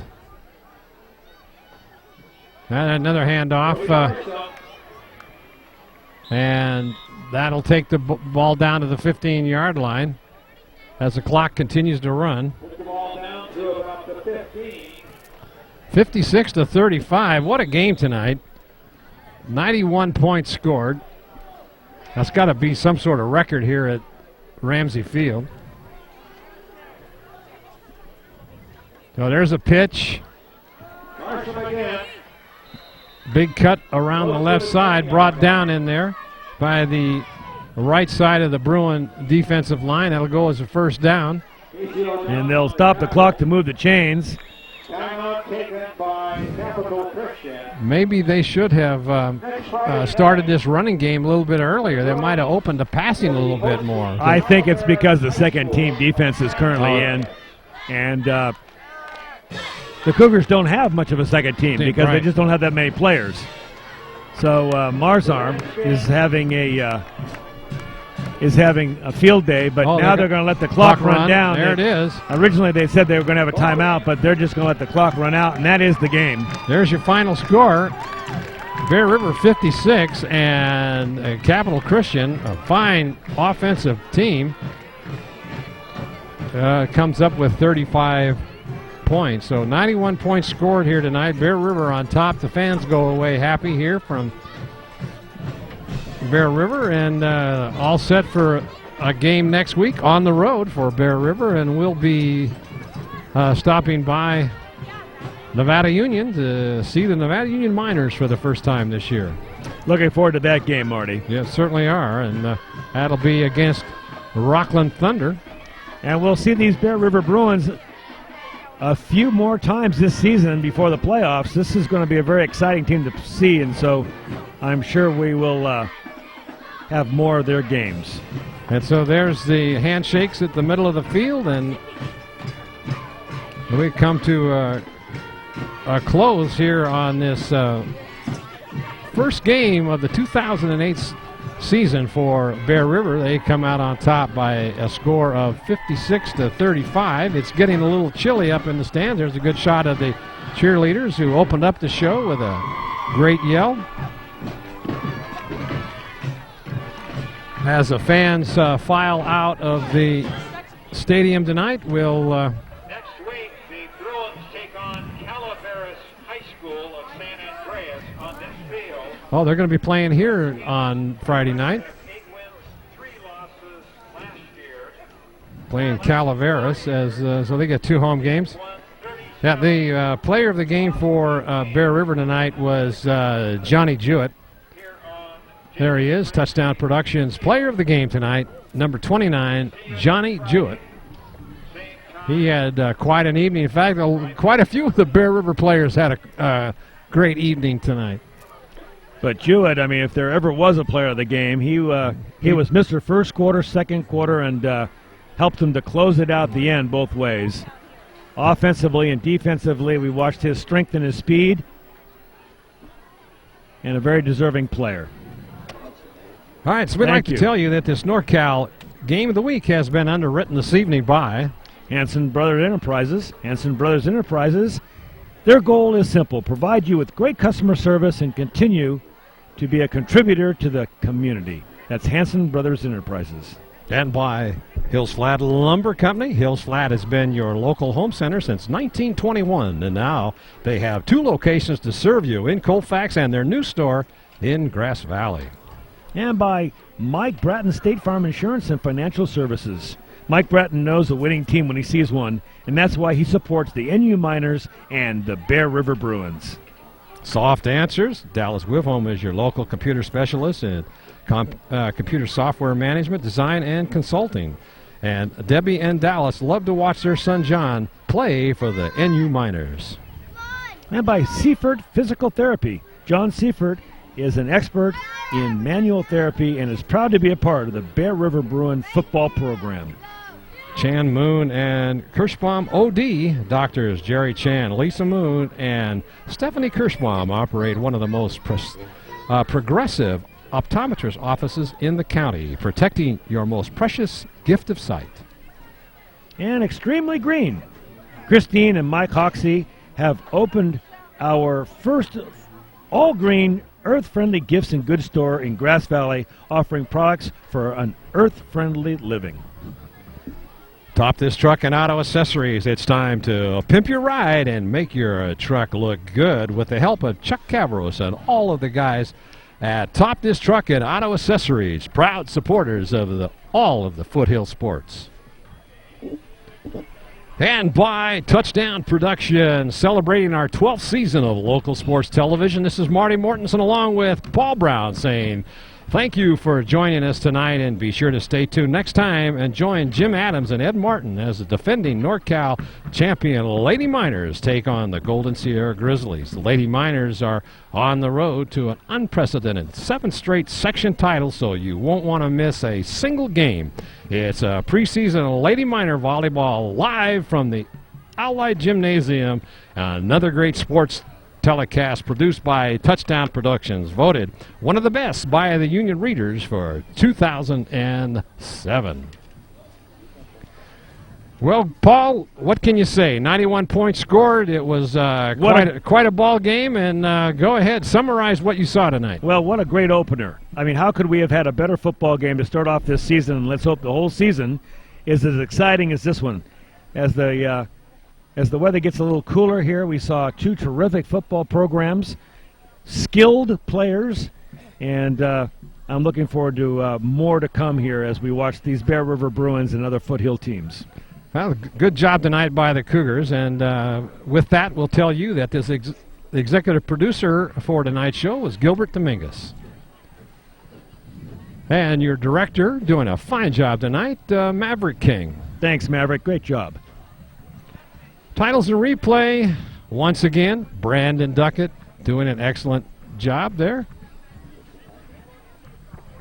And your announcers for tonight's game, we had Marty Mortensen, that's me, Paul Brown, and on the sideline tonight, doing a great job, Gil. Groovy Gil Dominguez. And your camera operators for tonight's game, also doing an outstanding job, Chris Glass, Cassie Walker, Gary Feisey, and Sean Koshevsky. Office manager and official photographer for Touchdown Productions, Lynn Dominguez. Technical engineer, Paula Mikowski. Remote facilities provided tonight by Commander 2.